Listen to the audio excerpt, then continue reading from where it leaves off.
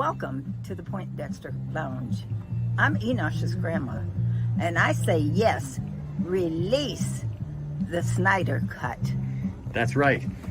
Even grandma knows. Congratulations, Zach. So the film was finished in, the cut that I am working on was finished in February of, I think that, was it 2017? Yeah, February of 2017. Hi everyone in the Poindexter Lounge. I hope you enjoyed Legends of Tomorrow, and thanks for watching. Yeah, you already know. Accountability is greater than entertainment. For sure it is. Poindexter Lounge, I see you out there, player. I see you. Keep up the good work. Whoa! I think we got a show. Oh yeah, we got a show. We definitely got a show. Oh yeah, there's a show.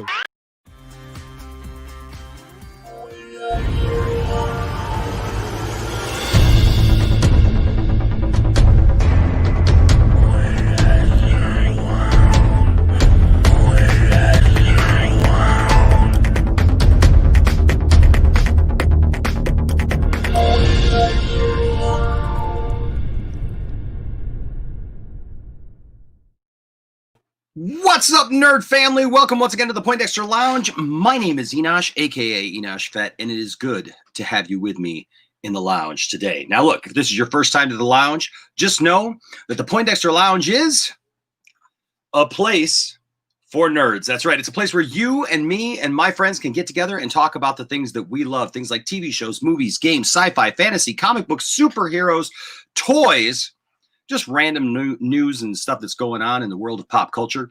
And if those are things that interest you, if those are things that get your blood flowing, get you debating your friends about, get you throwing down money because you know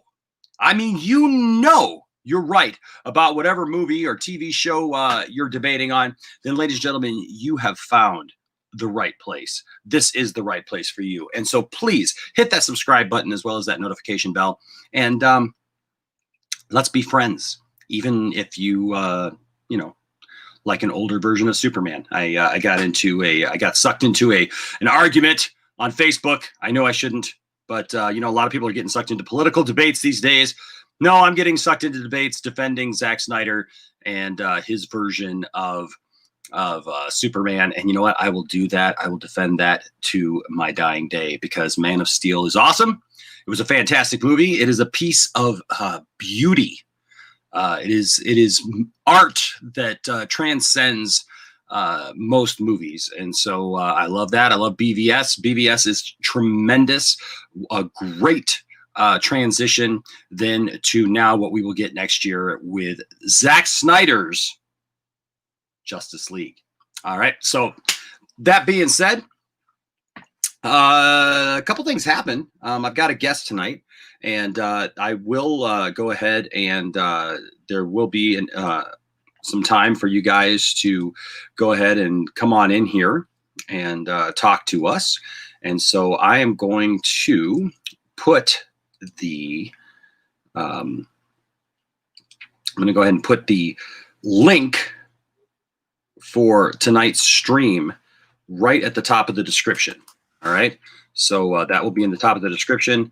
It'll be there for the rest of the night, and you can go ahead and follow that, and just save that, and there you go. So so a little bit later, you can feel free to come on in, and we can talk. All right, we're going to talk about some news stuff, some stuff going on in the news. But before we get into that, ladies and gentlemen, my guest tonight, you love him. You've seen all of his movies. You've heard him cackle and laugh and been scared at the possibilities of what that could mean exactly. In a lot of his movies, you've seen his scowl, you've seen his smile. A man who needs no introduction here on the channel. Ladies and gentlemen, Mr. Tony, aka Ray Liotta. What's up, Tony? Hi, how are you doing? Dude, I'm doing awesome. Awesome. Heck yeah, how are you doing? Off of the week. I'm so happy. I'm wearing my 2020 shirt. Your 2020 shirt? What's your 2020 shirt? You're a little pixelated. Unicorns. Oh, sorry. Apocalypse Unicorns. Nice. Heck yeah. Yes. Sorry. I don't see myself as pixelated because I'm looking through an obsolete laptop, obviously. So Yeah. It's all right. It's all good. Hopefully it's going out just fine.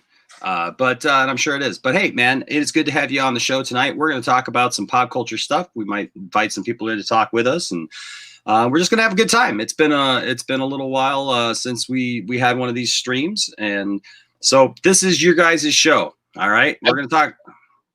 What's that? I've selected 3 movies I'd like to talk about. Oh, really? Well, you know what? We can do that.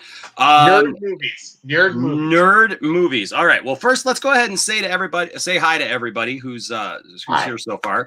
What's up, Zeroh Fett? This guy was at my house this weekend. We're going to talk about that here for a minute. He says, let's go have a great stream. Now, this guy, I've been waiting to talk to this guy since yesterday. What's up, Jack Pierre?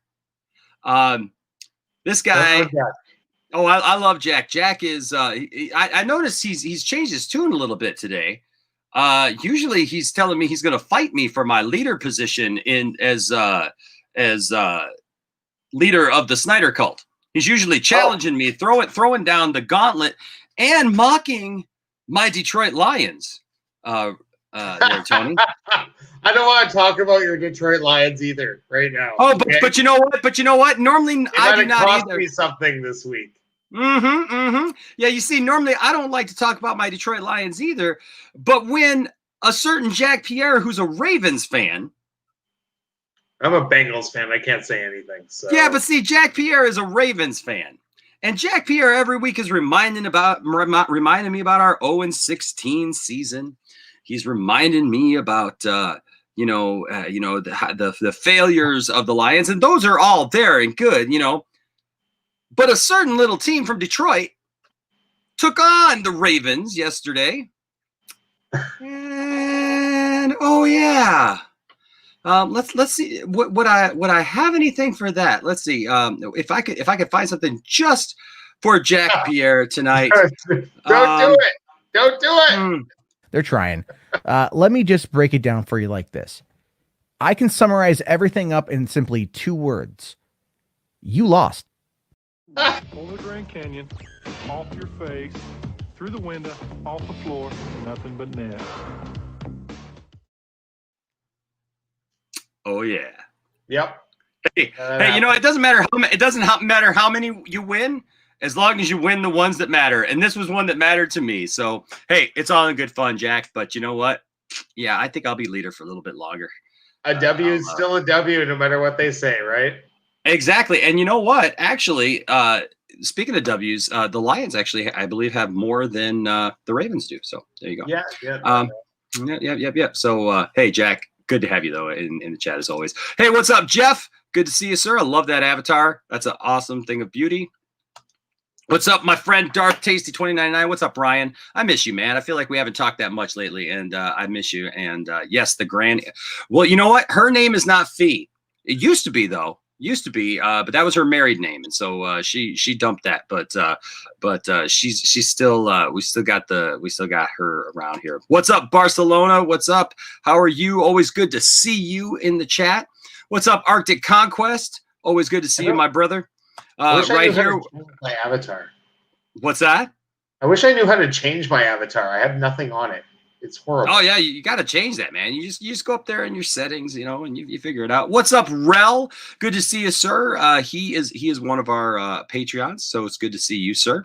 What's up, Darth Tasty? Again, says, can we get a weenie and the butt to follow up afterwards? We need that. We need the weenie and the butt drop. The funny thing is our Detroit station used to be it still is the Detroit station for sports and talk. Well, it used to just be talk, but now it's sports talk. But it used to be it's 97.1, and we used to joke about that all the time that we had weenie in the butt, and 97.1 in the morning. Yeah, baby, and the dingo. Yeah, you prefer weenie in the butt. Well, hey, Darth Tasty, that sounds like a personal preference, if I'm reading that right. And so I'm going to leave that alone. I'm going to leave that one alone too. All the best to you, sir. Superior Hero Review says, "What's up, everyone? What's up, Superior Hero Review?" Hello. Brian Master of None. Hey man, I sent you a link. If you can jump on, I'd love to have you on for sure. I love Master of None. Absolutely. Jack Pierre says, I challenge Enosh to an 8-mile battle rap for the cult leader spot. Oh, brother, I got bars all day. You ain't want none of this. I'm telling you, you don't want none of this, man. You just don't want it. I'm telling you, you don't realize. Oh, this whole thing skipped down here. I love it when this thing just skip my little thing skips down here and says, hey, Enosh, this is Stephen Topper. What's up, Stephen Topper? Says, hey, Enosh, have you watched the 1997 WCW Starrcade pay-per-view on the WWE Network? I love that pay-per-view. I'm trying to guess which one that was. That the one where Ultimate Warrior came back? I can't. Or was that when he finally that was when he took on Sting. I believe so. What's up, Duval Pictures? Good to see you, my brother. Darth Stacy, yeah, coming in here. Wasn't that the pay-per-view when they had Sting and Hogan, the Sting and Hogan disaster? Master of None says, Tony, what's up? Hey. What's up, man? Yep. I agree. Sting should have beaten Hogan clean that night. It would have been the best thing.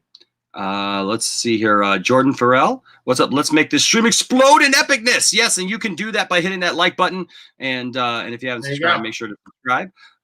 Make sure everybody smash that like button, subscribe. Yes. See, look at there. Look at there. Darth Tasty's on it, man. Also check out new memberships. We got memberships available for you guys and cool, fun stuff with emoticons that you guys could use right now. Yes. Well, they are the Lions. They are the Lions. But you know what? We're TW McKay, we persevere, man. We press on. You know, one day it'll be. At least you're not the Bills or the Browns. There you go, man. There you go. Rel says, anytime Tony is on the panel, you know it's going to be a good stream. I like that. Look at there, man. You got fans, brother. Thank you. Got fans. I'm telling you, man. You got to start your own channel, brother. You got to start your own channel. You got to give the people what they want. I mean, you know what I'm saying. I have an idea for tonight. That's why I got 3 movies we're going to talk about. Awesome. Arkham Gaming says, hi, how are you? Do you watch Titans? I don't understand the hate. I love Titans season 1 and season 2, and the Red Hood suit looks awesome. I can't wait for season 3. Arkham, we are going to talk about that tonight. And yeah, spoiler alert, I do love me some Titans. The show is awesome. It's fantastic. Jeff says, go Ravens. G's to Tony. Master Dunn says the Ravens are just the Browns in a different city. LOL. You're right. You're right. Or wasn't it the Falcons? It might have been the Falcons. Totally right. You know, it might have been the Falcons. Was it the Falcons? Did they beat the Falcons or was it the Ravens? When? You know what? It doesn't matter, guys, because to me, they beat the Ravens because, you know, I'm putting Jack in his place anyway. So there you go. They beat Atlanta. Yeah, they beat the Falcons. Yes. Yeah. Okay. Whatever. We'll just restart the stream. Is that what we need to do? Okay. All right. I thought you were actually going to do it. That's amazing. Heck no. That would have been funny. That would have been really funny. Darth Stacy says, is Zever Fett as pretty in person as he is online? Yes. Shaved. much more shaved. so. I hear very clean shaven. Yes, and I'll show you some pictures of that here in just a minute. What's up, Gavin Cooley? Hey, there's my bro Cylon Scotty. What's up to you? Shout out to you and Sophie. They were here this weekend, and man, I really enjoyed getting to know them and hanging out with them for sure. And let's see. It's good to be king. It is. You know what? You can even make mistakes about what football teams won and lost and all that good stuff, and it doesn't even matter. So my team has a tie this year. My team has a tie. Hey, now we got a show. I'm super excited. Because now we got a show. Who we got? We have Nerddom getting ready to crash the lounge. Ladies and gentlemen, he was here all weekend. He was part of when we broke the multiverse this last Friday night. He was parked outside my house for more than a week. Oh my gosh, he was sitting right there, ladies and gentlemen. Right there is where he was sitting. The man, the myth, the legend, the one and only nerdy in many ways, Mr. How's it going, Dawson. man? What's up, Dawson? This is weird now, man. I feel like I know. you should be here, man. We should just, you know, How's it going, Tony? I don't know, but Good to see you. But Enosh, I Yes, do have sir. to say, I want one of them hats. hook you up, man. But Just saying. I now have something you do not have. Uh-oh. I have something you do not have. A spot on this panel. And we're bringing in Brian Master and None. How's it going? Brian Master and None. Good to see you, man. You know, I mean... Wow. Wow. Oh, bam! Right on it. Right. Oh, yeah. Coming in with the big elbow right there at the end there. Just bam! Right on top. Oh, and just when you thought you were going to get away, you know what I bring in? I bring in The Rock. That's right. Yes! Yes. Perfect timing. Oh, this is awesome. Oh. Getting the band back together. So as I was saying before I was so rudely booted, What? so although Enosh has a lot of things that I don't have, Yes, I now have something that I know for a fact Enosh does not have. Uh-oh. Uh-oh. Oh, you scoped out his joint and you're like, I now know. So you guys know I got something you don't have. you got a lot of stuff, man. Bowl of mashed potatoes. Potatoes. But That's you right. guys know the show Raised by Wolves, right? Mm-hmm. Mm-hmm. I have a replica of the dome in Raised by Wolves. Nice. Nice. Not only Very that, nice, sir. I have a Mithraic Bible. Look at you. And I have a Raised by Wolves poster. So, yeah, how about that? Yeah. And you got the T-shirt on. And I got a T-shirt, yeah. Kevlar Was it 22B, filled there you with go. popcorn when you got it or no?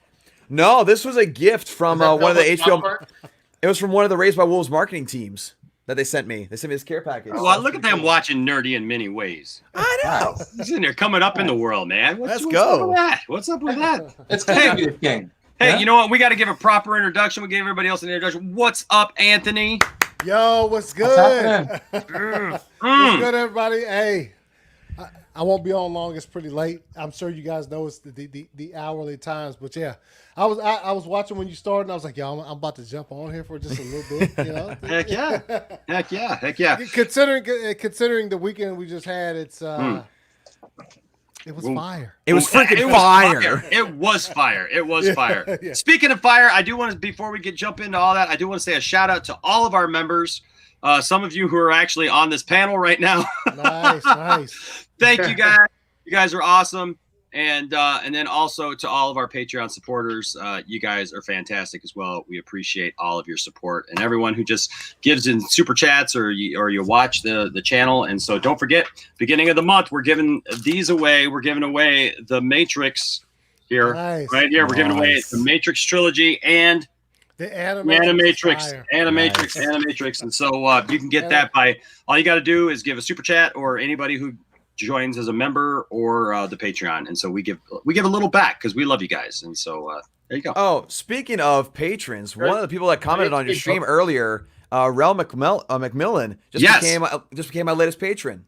Yes, that's awesome. That's awesome, man. Yeah, I mean, that guy's awesome. He was he's a patron here, so that's awesome, man. So I just want to give a huge shout out. Thank you so much for the support. So that's absolutely awesome. That's perfect timing. I saw his comment up and I was like, hey, there we go.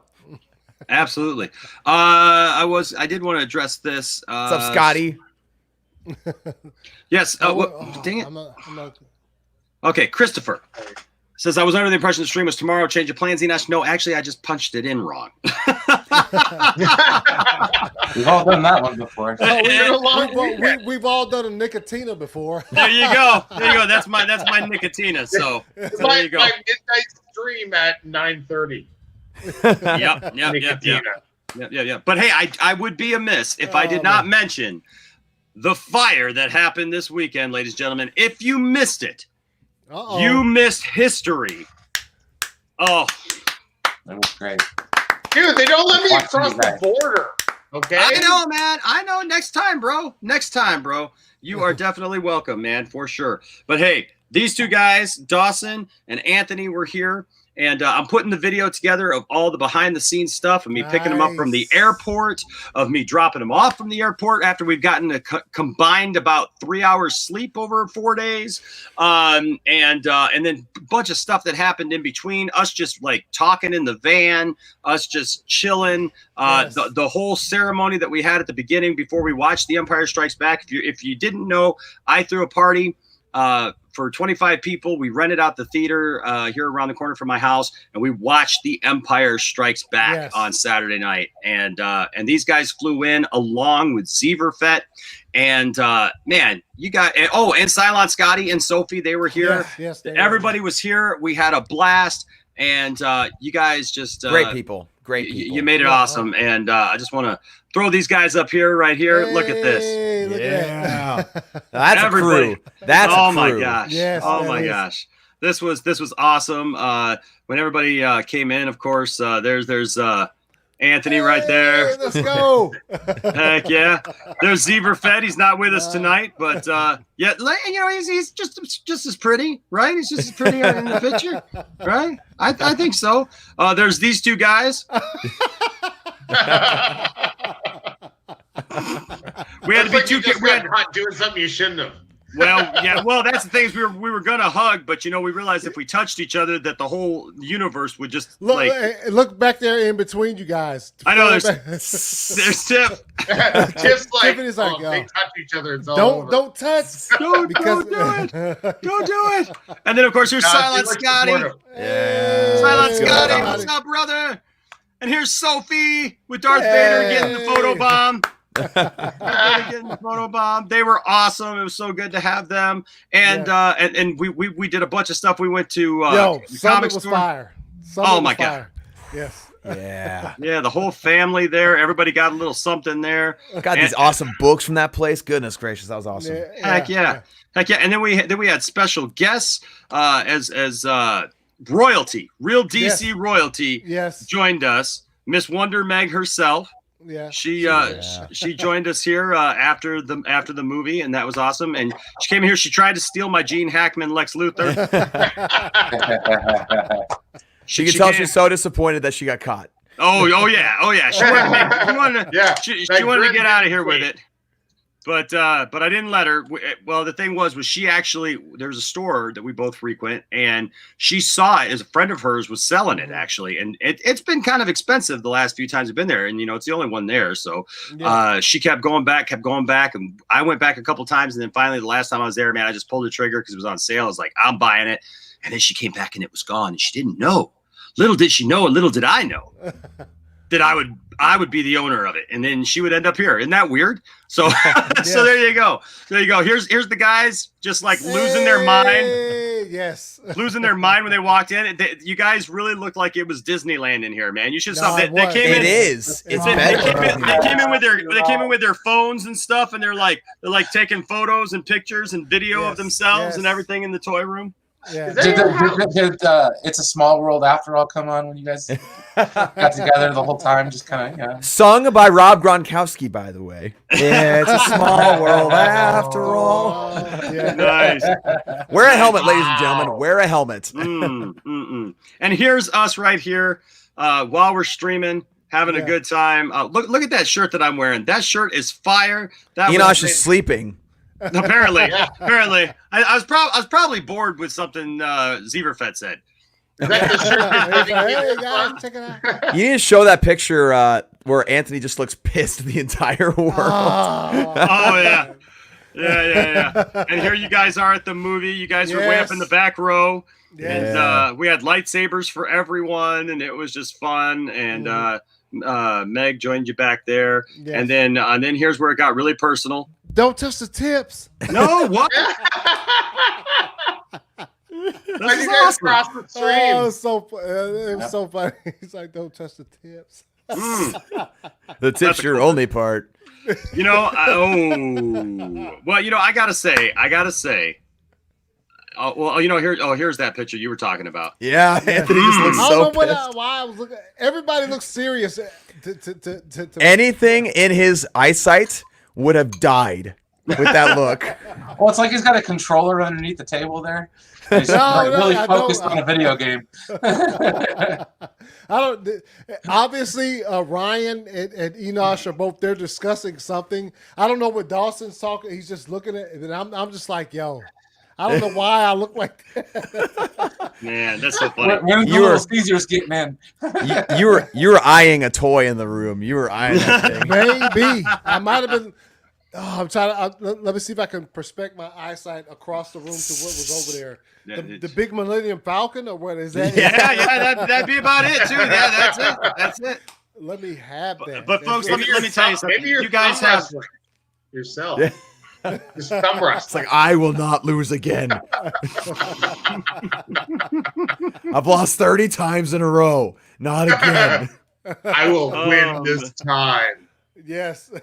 Man, but I'll tell you what, guys, we truly broke the multiverse that night, man. We just brought in stuff, man, and you guys have no idea. Like, everybody got here, and we didn't have a lot of time to set up, after we got everybody here at the house and everything, and it was just really cool to see how everything came together, and just exciting, and I had such a good time with you guys. Yeah, I would say we look like some pinballs going around the house. Once we got back to your house, we ate pizza, and then once that calmed down, we're like, okay, what are we doing? Let's get to work. Let's get to work. And it was ding, ding, ding, ding, ding, ding, ding. Like we were all over it. Oh, let's do this. Oh, let's do this. Oh, we're gonna do this.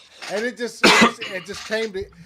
And they're just like, Dawson, can we edit this in? Can we edit this in? It's like, yeah, sure. Yes. Dawson pulled up his he got his iPad out. He got ready, and he was like, give it to me. And it was heck yeah. We recorded parts, and I'm actually uploading that intro because we got to show that intro. That intro. Yes. Oh my gosh. Oh yeah, this intro right here, guys. You don't know, like, it amazes me, and I shudder to think that if we all lived close to each other, and we were doing this on a regular basis, we were actually producing a show. Yeah. Like that, we actually had time, and like we actually could sit down and like do. I mean, we literally threw this together in just a few minutes, and it's fire.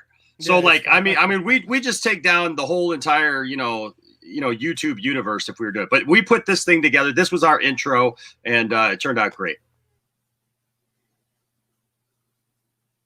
Enosh, listen to me now. It's a dream. The process. Don't watch.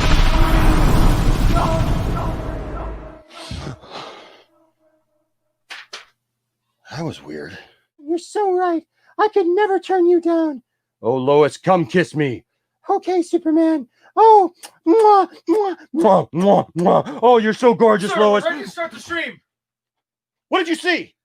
Nothing, sir. I didn't see you playing with your dolls again. Good. Wait a second. Was that Zeroh thud? I wonder if Nicotina's doing anything. Where is everybody?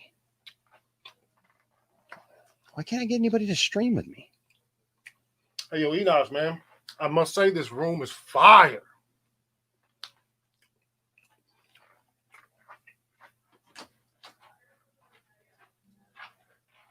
Nah.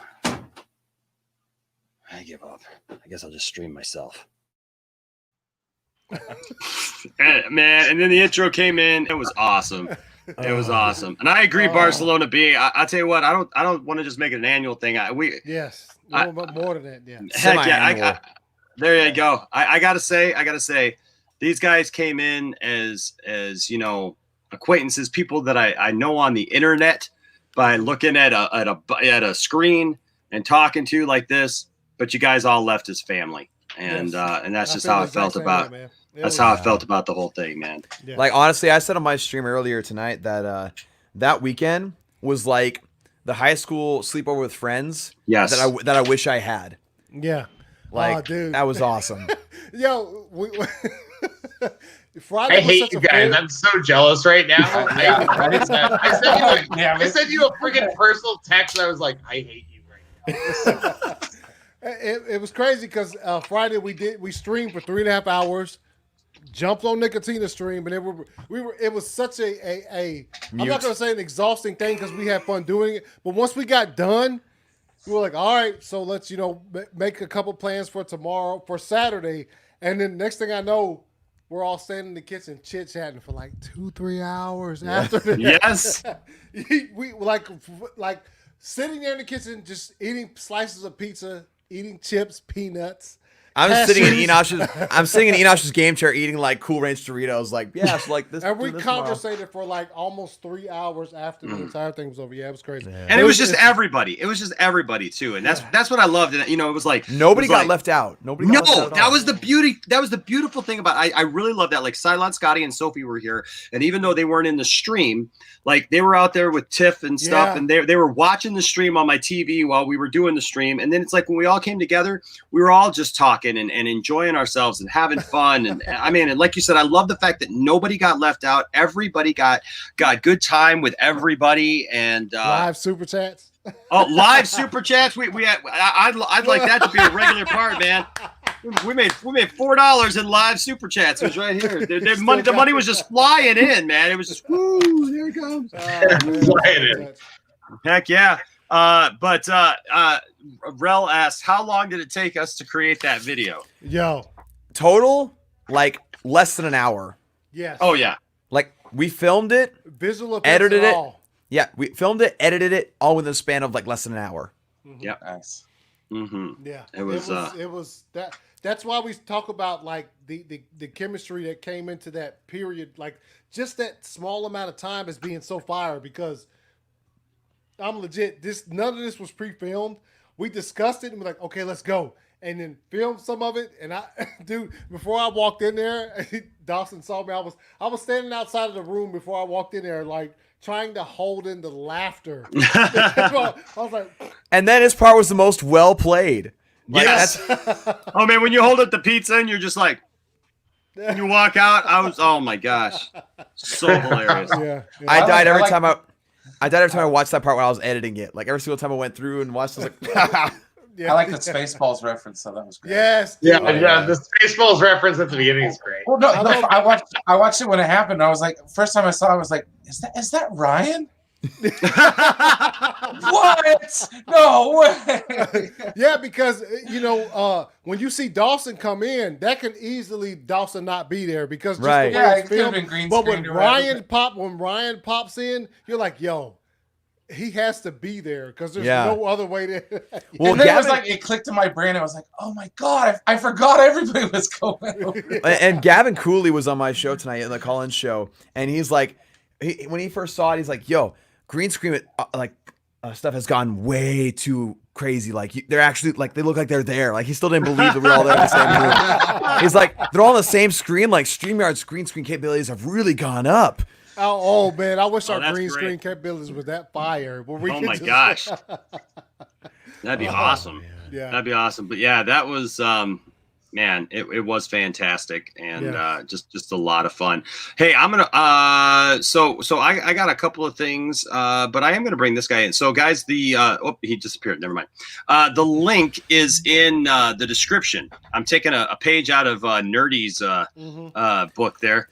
And whose book I took from Lightcasts. Well, there you go. So the link is in the description now. It's not going to be in there because I know that the thing ends up, disappearing. So if you want to come in, you can come in there. But we are going to bring this guy in, and I know we're going to talk about some stuff here. What's going on, Ryan Hartwell?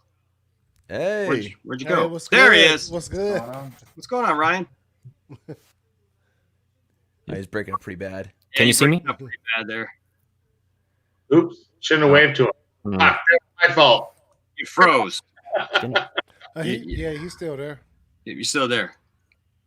Still there. Oh boy. No, you're kind of breaking up. So I'll tell you what, we're going to send you out. I would tell you maybe like go out and come back in, and we'll see if that works. Sorry about that, man.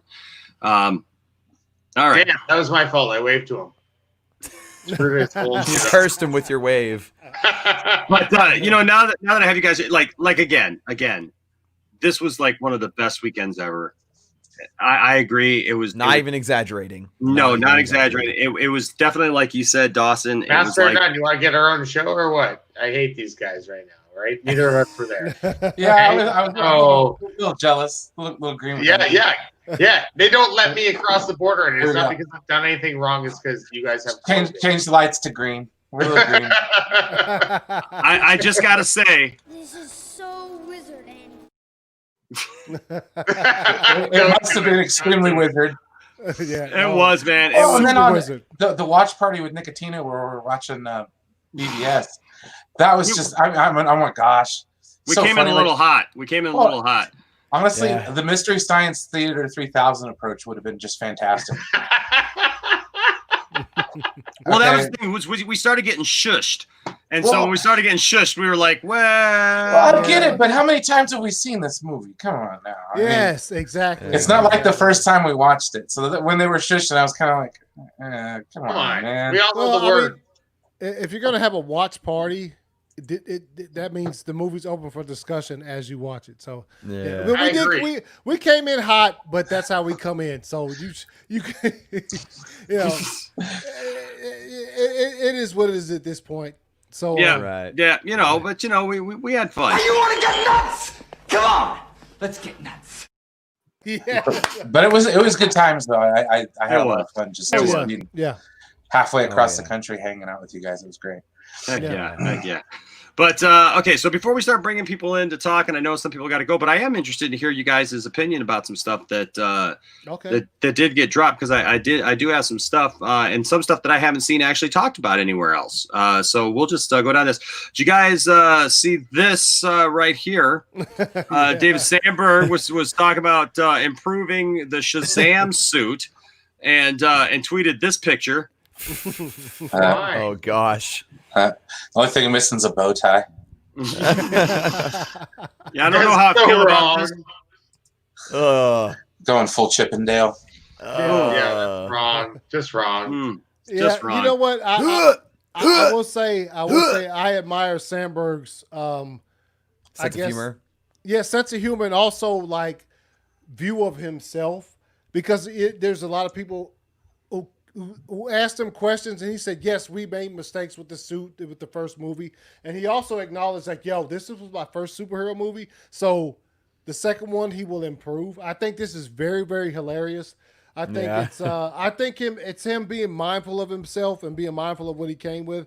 Levi actually retweeted this and put like a funny face to it, but it's hilarious. It's hilarious, and I think this is also probably a nod to how he will improve the suit, I guess, for the next movie. Hopefully he does. It looks like a reverse push-up bra, like a push-down bra. Hey, you don't have it titties, looks a little you weird, have doesn't it? titties. Yeah. It's like they were going Fat Thor, but not quite. Yeah, push down. Yeah, it's a little strange. It's a little strange, but I really hope that's not the look that they're going for. I forgot to show these. Us in the theater. Dude. Nice. So who had the Revan lightsaber? Oh my gosh, dude, we had so many lightsabers in there. It was awesome. We had little lightsaber fights. There's me and Anthony. Look, there's Anthony. Let's go. Oh, me and Ryan's lightsaber fights were like legit. Like, Yeah, dude. awesome. I was like, yo. Man. Oh man, I Y'all good? did what I always wanted to do, have a lightsaber fight in the theater. It was with my son right after the movie. It was cool too. I'm glad I wasn't there. I would have taken it too far. Oh man. I realized my favorite lightsaber hilt to hold is Obi-Wan's from episode 2. I never would have thought that, but it is. Yeah. It's such a good handle. Yeah. That's from episode 1, dude. Episode 1? That's Yep, episode 1? That's episode 1. That's his, Oh, that's right, because yeah. the one he wields at the end is Qui-Gon's. That's the one that I had that was... Wait, hold on. Yeah, that's episode 1. Yep, it's episode Okay, 1. okay. It's Never got mind. the ball on the end. And Right. Yep, that's episode 1, man. But I know I felt the same way, man. When I bought that lightsaber, I just thought, oh, well, like I even debated whether or not to even buy that lightsaber, to be honest with you. Right. Because I was like, yeah, it's episode 1 saber. It looks okay. It looks kind of cool. And I bought the thing, and it just feels so awesome in your hand. It's like a perfect fit. There's no protrusions, coming out of it or It's anything. easy to wield, whereas Darth Revan's lightsaber is like rigid and ribbed and super uncomfortable. And... super uncomfortable. Yeah. But yeah, man. So there's that. Let's see what else is going on. And I know I gotta. I thought that I had sent some other pictures over here that I didn't send over here yet, but I'll get them up. While we're looking at this, did you guys see this? No. Oh, Really? man. Wow. Yeah. The Hoff. The Hoff coming in hot. Yo. Wow, you don't hassle him. Wow. Thanks, folks. I'm here all week. Tip your waitress. Yeah, what do you guys think of this, man? I haven't seen anybody talking about this, but this, is fresh. This is fresh news to me right now. Same. I didn't hear about this. Breaking news here in the Poindexter Lounge. Yeah, but it's, I mean, anything with the Hoff, I mean, you right? If it's not in German, you know it's probably good. I mean, it's probably not as good as him eating cheeseburgers and being wasted, being totally wasted. But I'm gonna try to bring Ryan back in. What's up, Ryan? You there, buddy? Don't wave to him. Can you hear me? Nobody wave. I can hear you. I can hear you. You still look like you're tracking a little hard, but you know what? That's all right. We'll leave you in here, and hopefully it'll catch up. Yeah. All right. Oh yeah, it's a little behind, but that's okay. All right, but yeah, so David Hasselhoff to voice Superman in death metal animated shorts. On September 12th, as part of DC Fandom Explore the Multiverse, DC premiered a trailer for the Dark Knight's death metal soundtrack. During the Take a Tour of DC's Death Metal Universe panel, the soundtrack was described as a companion to a 7-issue comic book series of the same name. And then there's just more information that's coming. We're going to get these little animated shorts. And yeah, man, David Hasselhoff as Star-Lord's dad. The Hoff. Well, I think you that's know what? kinda Honestly, awesome, though. I think that Hasselhoff is going to become like the next. What the hell is his name? He's just going to be that next old guy that does just voices for everybody. comes back and just nails it, right? Well, I mean, this is kind of reminds me of that movie Heavy Metal. Yes, love that movie. If they could just tap Don Felder to do one of the Take a Ride again, that'd be awesome in this movie. Dang. Just saying. I'd take it. Yeah, sure. Why not? Yeah. Don Felder got the Shaft and the Eagles. So we got that. I just thought it was really interesting because I mean we haven't heard a lot from David Hasselhoff in a while, and I'm excited. I like that David Hasselhoff. There's also talk about Knight Rider coming back and being a thing, and so man, I'm down with something that they should reboot. Like Knight Rider would be very cool reboot. As long as they don't reboot it with a Ford it's Mustang. Tesla now. It's electric. You know, like no. Come on, giddy up. It has to be that Trans Am. Oh, it's got to be that Trans Am. I'm telling you what, they tried that. They tried that with Ford when they did the show, and it's not the same. It's just not the same. It needs to be. It needs to look kind of retro and be that. I mean, because. Or do you think that it could mod into other cars? You know, or at least has that technology. It's like that advanced technology. Yeah. It mods into an SUV, or it mods into this, and it still has that kit fucking capability. It goes a little bit farther, a little bit more of a reach. You know what I mean? But it takes it to that next level, so it's not a Trans Am with a fucking voice. Yeah, well, I can feel that on a certain level, as long as the original shape for the car is as long as the original shape for the car is the Trans Am. Yeah. So, and for whatever. Okay, I'll give you that. For whatever the episode calls for. Say for instance, Kit just fucking morphs into a Hummer.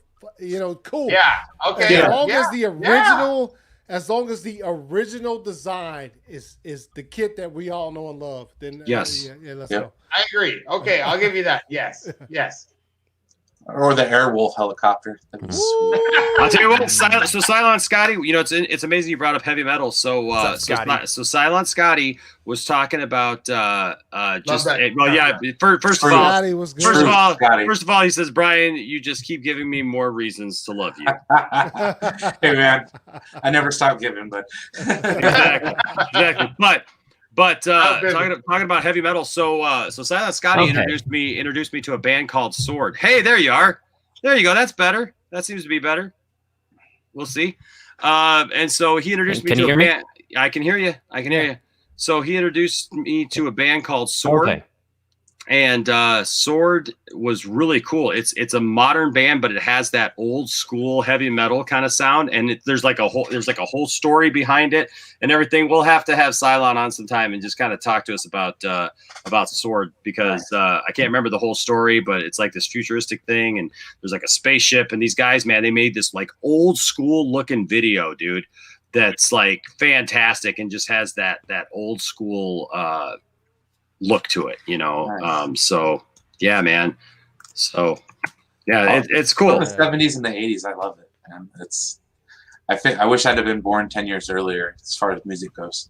Dude, same. Don't we all? Yeah. Actually, no. Not 10 years. I would have loved to be a young adult or like a late teenager in the days of the high days of Creed and Stained and I was a teenager. That was me. I love that stuff. Aaron Lewis is like my favorite musician of all time. I graduated in 2001, and that was like the height of Creed right there. Yeah, Scott Heck Stapp. yeah. I wish I got to see Zeppelin in '79, and I was 5 years old in '79, and I wish it was 10 years before that because I would have got to see them. That's the one for me. Scorpions. I would like to have seen Zeppelin. Please don't do this to me. Please don't do this to me. Please don't do this to me. Please. I'm sorry you're having problems, Ryan. That sucks, bro. That sucks, man. I'm sorry, buddy. Yeah, I know it keeps kicking you out. I'm sorry, man. Oh man. And out you go. Oh man. But you know what? Or Nirvana. Nirvana. Yeah. Foo Fighters. Hey guys, who is David Hasselhoff? What? Well, he had a cameo in Slow-motion runner. SpongeBob the movie. He's a slow motion runner. That's all you have to know. He's in the SpongeBob movie where his pecs propel SpongeBob and Patrick into the deep blue sea. They stab him in the butt. He had his face torn off and replaced by a new face. He was the first face off. Oh, he was. Oh. Yes, he was. Yes, he was. Okay. I love this. I love this. He calls us a bunch of boomers because we know who David Hasselhoff is. Then Jack turns around and says, Motley Crue is the best rock band ever. Yeah. Who's the boomer now, buddy? Look, I ain't complaining. I ain't complaining. And Amparo's right there on it. And like, I ain't complaining about nothing about that comment, but that's a little pot calling the kettle, isn't it? Yeah. Like, my millennial backside loves Motley Crue. Okay, thank you very much. I love Motley Crue. Heck yeah. Heck yeah. Heck yeah. So we got the song that brought down the wall. He's from a town they call the Baywatches. Yeah. It's the Baywatches. Yes. That's awesome. That's on the Baywatches. Hey, he gave us Pamela Anderson running in slow motion, all right? You know, don't complain. He was in slow motion. If it wasn't for his boobs jiggled just as much as hers. And look, gave us good Pamela Anderson. Yeah. Running down the beach. Yeah, And good that German Canadian. song from And all of the other Yasmin Bleeth. Look, I'll take Yasmin Bleeth actually any day over even her. So what's the short-haired one's name? What's that? What was the short-haired one's name? The short-haired one. Well, it was funny because there was like all these like beautiful, like gorgeous supermodels, and then there was like this other girl. You know, I don't know. It's weird, but you know, everybody matters. Everybody matters. Yeah. We also got this. We also got this. Now, I'm interested to hear you guys' opinions. Do you like that? Do you like this? I'm I gonna Yeah. defer to you guys first. I don't like the costume. I think it looks all right. I might just watch the CW. I mean, I think the suit looks okay. Yeah. I think the suit looks okay. I just haven't watched the show just because I haven't bothered. I didn't really care. But like, I didn't watch the I saw one episode of the previous Batwoman where Amber Rose, not Amber Rose, but the chick who left, she left the role for whatever reason. Yeah. I know why she left, because she's a bitch. My friend was like an AD on the show, and she was a total bitch. We're not allowed to talk about this. No, she didn't even want to come out of her trailer most of the time. And this this is like firsthand knowledge that she thought she was better than that, and she was horrible, and they actually fired her. She didn't leave; they fired her. So, wow. Glad I'm not on the screen when I said that. Awesome. Wow. Yeah, no, I'm not even joking. Honestly, Ruby, crazy. whatever her name was, Ruby. Yeah, Ruby Rose. Van Yeah, or- Ruby Rose. Yeah, no, Ruby Rose, she yeah. is. She is horrible. Dang. She wouldn't even come out of her trailer. Wow. So, as far as this goes, I think it looks pretty good. I don't have a problem. I'd like to see in action. I like This the looks costume. I like the costume. I don't see like a huge difference in the costume. Right. It's not too crazy different. It's not too crazy different. The hair is interesting. And this is why I bring this up, because I'm going to share this because there's an actual article about this, and I totally disagreed with the article that was written. Can you guys see this? Yeah. Okay. So I would like to make sure you guys can see it. Well, before it's I start. Yahoo. That's your first problem. It's Yahoo. Well, you know what? Yeah, I know. But so here, but this is the same quote though that I've seen from other things. It just popped up. So the suit looks fine to me, but it's like blah blah blah blah blah. It's got red gauntlets, red streaks over the forearms, shorter boots, blah blah blah blah blah. It's it's about the new the new girl playing it. But here's where it was interesting, because it says right here, the redesigned Batsuit was conceptualized by Batwoman costume designer Maya Manny and created by Ocean Drive Leather. The wig was created by Janice Workman, and the makeup was styled by Corey Roberts. And it says, I love the fact that Ryan is becoming her own Batwoman. That's fine. It's her style, it's her swag, and her moment, Leslie said in a statement. It was an honor to be able to collaborate with Carolyn and Maya. I felt it was important that the viewers could tell by the silhouette that Batwoman was a black girl. With the form-fitting suit and beautiful afro, we definitely nailed it. But where is the other comment? Man, I'm trying to find the other comment, because that wasn't the comment. Hold on a second.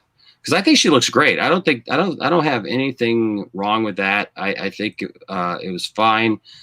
Oh man, where's the fighter too, right? Like she does fighting on the side, training and stuff, right? Yeah. Like I've seen some of those videos and it's pretty badass. Okay, I can't find the quote in here, but the other one, and see, here's the other the other picture where it's in the light. It's kind of different in the light. It still just looks like Batwoman. I mean, it doesn't really look that much different. The hair is different, obviously, because of the wig. But so I'll say this, because they made this big deal about this thing, and they said in the other article that I read that they never felt that they got the wig right for Ruby Rose. For Ruby Rose, which I take. You know what? I disagree with that. I thought that the wig, actually, the red hair was. I mean, I felt that they really nailed the whole costume.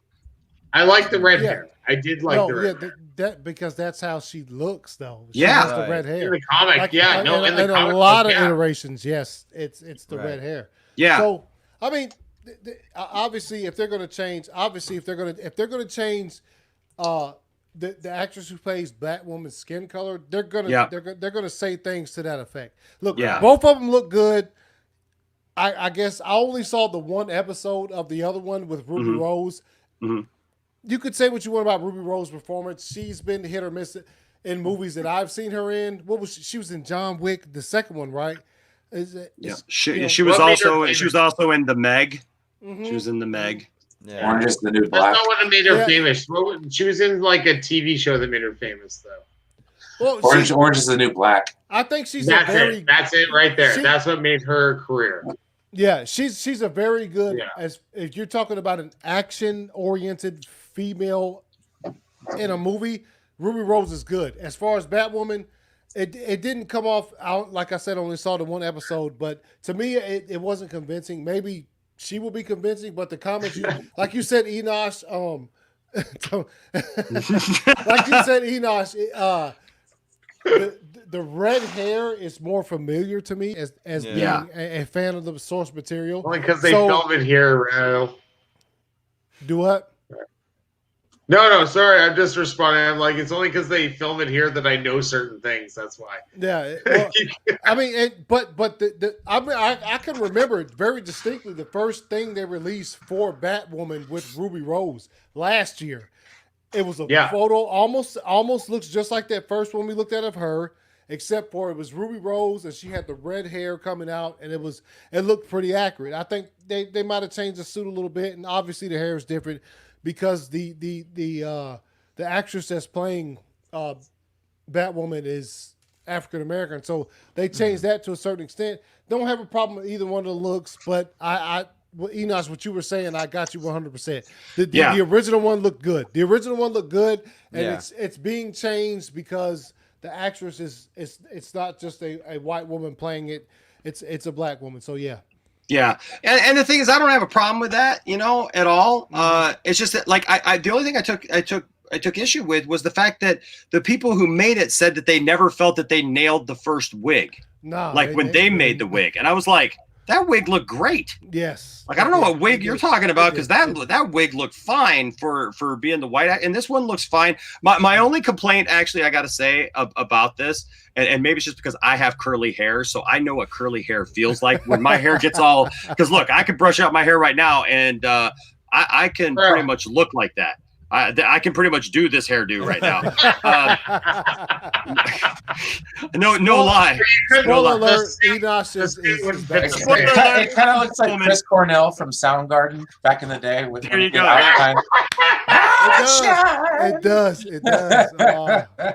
But I gotta say, so like, I know how uncomfortable. Bra thing going on. Maybe you could do it. What the hell is that thing? Right? Yeah, right. I just, maybe we can convince them to make this the new Batgirl suit. Yeah, exactly. There you go. No, anyways, I know how curly hair, like, it gets in your face, it gets in your eyes. It just you just feel uncomfortable when it's like on your face at all and everything. And I'm thinking of her like fighting crime. And I'm just thinking of her hair getting in her way. She's going to get hit from behind. You know what I mean? Like, that's just going to block her, but it is what it is. It is what it is. What can I say? Hey, so here's some interesting news. I'm interested to see if speaking of the Meg and Ruby Rose, she's not returning, but the Meg 2 is coming out. Lands Ben Wheatley as director. The prehistoric beasts who ravaged the ocean and Jason Statham in the 2008 action era will be back for a sequel with Ben Wheatley, who recently helmed Netflix's Rebecca, serving as director. That entire sentence is quite stunning. The Meg, directed by National Treasure's John. How do you pronounce that again? Is it Turteltaub? Turteltaub? Turteltaub. Wait a minute. Turteltaub. Yeah, John Turteltaub. Yeah. Yeah. So it was a shock success at the box office, making over $500 million worldwide, despite middling reviews. Wheatley's appointment will come as a surprise to anyone who watched Rebecca, a romantic drama that's action and shark free. So we have this to look forward to, where the shark falls in love and makes little baby Meg sharks. No, I don't know, but the states previously said that the first Meg didn't have enough blood, saying at the time, you go, where's the effing blood? It's like, there's a shark. Whether the sequel will progress with an R rating remains to be seen, though that seems unlikely considering how much the first movie with its PG-13 rating. And so Meg 2, presumed to be titled Meg 2, The Trench, though that could change, does not have a release date. And there you go. Are you guys excited for the Meg 2? I still need to see the first one. And Tony's gone. The first one was the Meg was entertaining. I mean, it's what expected as far as what was. Yeah, like it seems like it's fun. It is. I just rewatched it actually because I'm going to be interviewing the gentleman who wrote the book. Yes. So I'm excited about that. So we're gonna have him actually here on the channel, and so I rewatched it for that reason, and I like it, man. Isaac liked it. I liked it. It was a lot of fun. Tiffany loved it.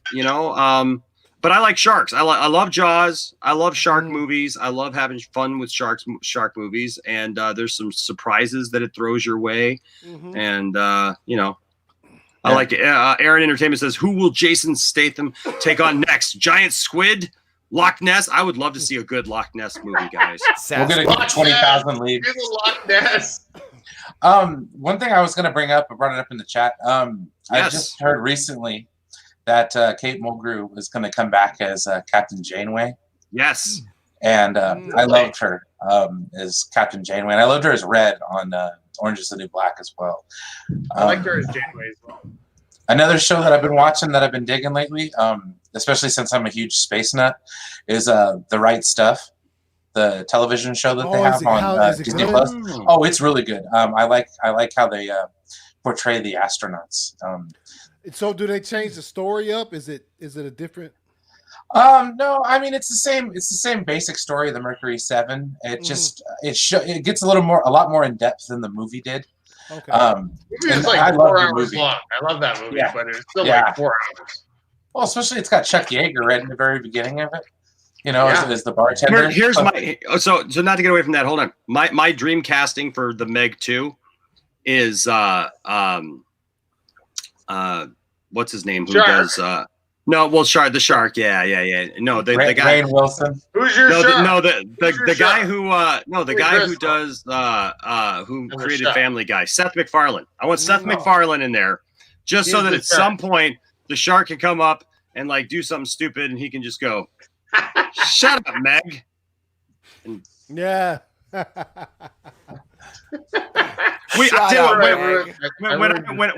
we watched that movie in the theater, Tiffany and I just kept going back and forth. Like every time the shark would like do something, be like, "Shut up, Meg! Shut up, Meg!" There'd be like a million ways to die in the ocean. Well, you know, this is almost like predictable because, like, you know, Family Guy also had, you know, Jaws and Bigger Jaws, where Jaws and the people have to team up to take on Bigger Jaws. Yeah. Right? Oh so. my gosh. That's crazy. But I'd seriously love to see a really good Loch Ness movie. Yeah. Well, I do have to take off. But what about this? Oh yes, I gotta talk about this. Yes, I like this. This is the last thing that I have before. So you guys got on stuff. This suit design is dope. Yes, it is. Yeah. I love the brown leather jacket. It's very comic accurate. The armor. Yeah. Actually, you know, when it comes to Titans as a series, no, it's Red Hood. Okay. So, yeah, you could say what you want about Titans the first 2 seasons. I think the costumes have always been on point. They put a lot of work into it. It's not the Leatherverse, I guess what you call CW stuff. It's actually pretty. The costumes are pretty good from Titans. And Nightwings looks pretty slick. Yes, it does. And this is fire right here. Yeah, I love this. I think that this looks absolutely fantastic. The only thing that I have any kind of issue with this is it's a little early in the storyline. I can agree with that. Yeah. Oh yeah.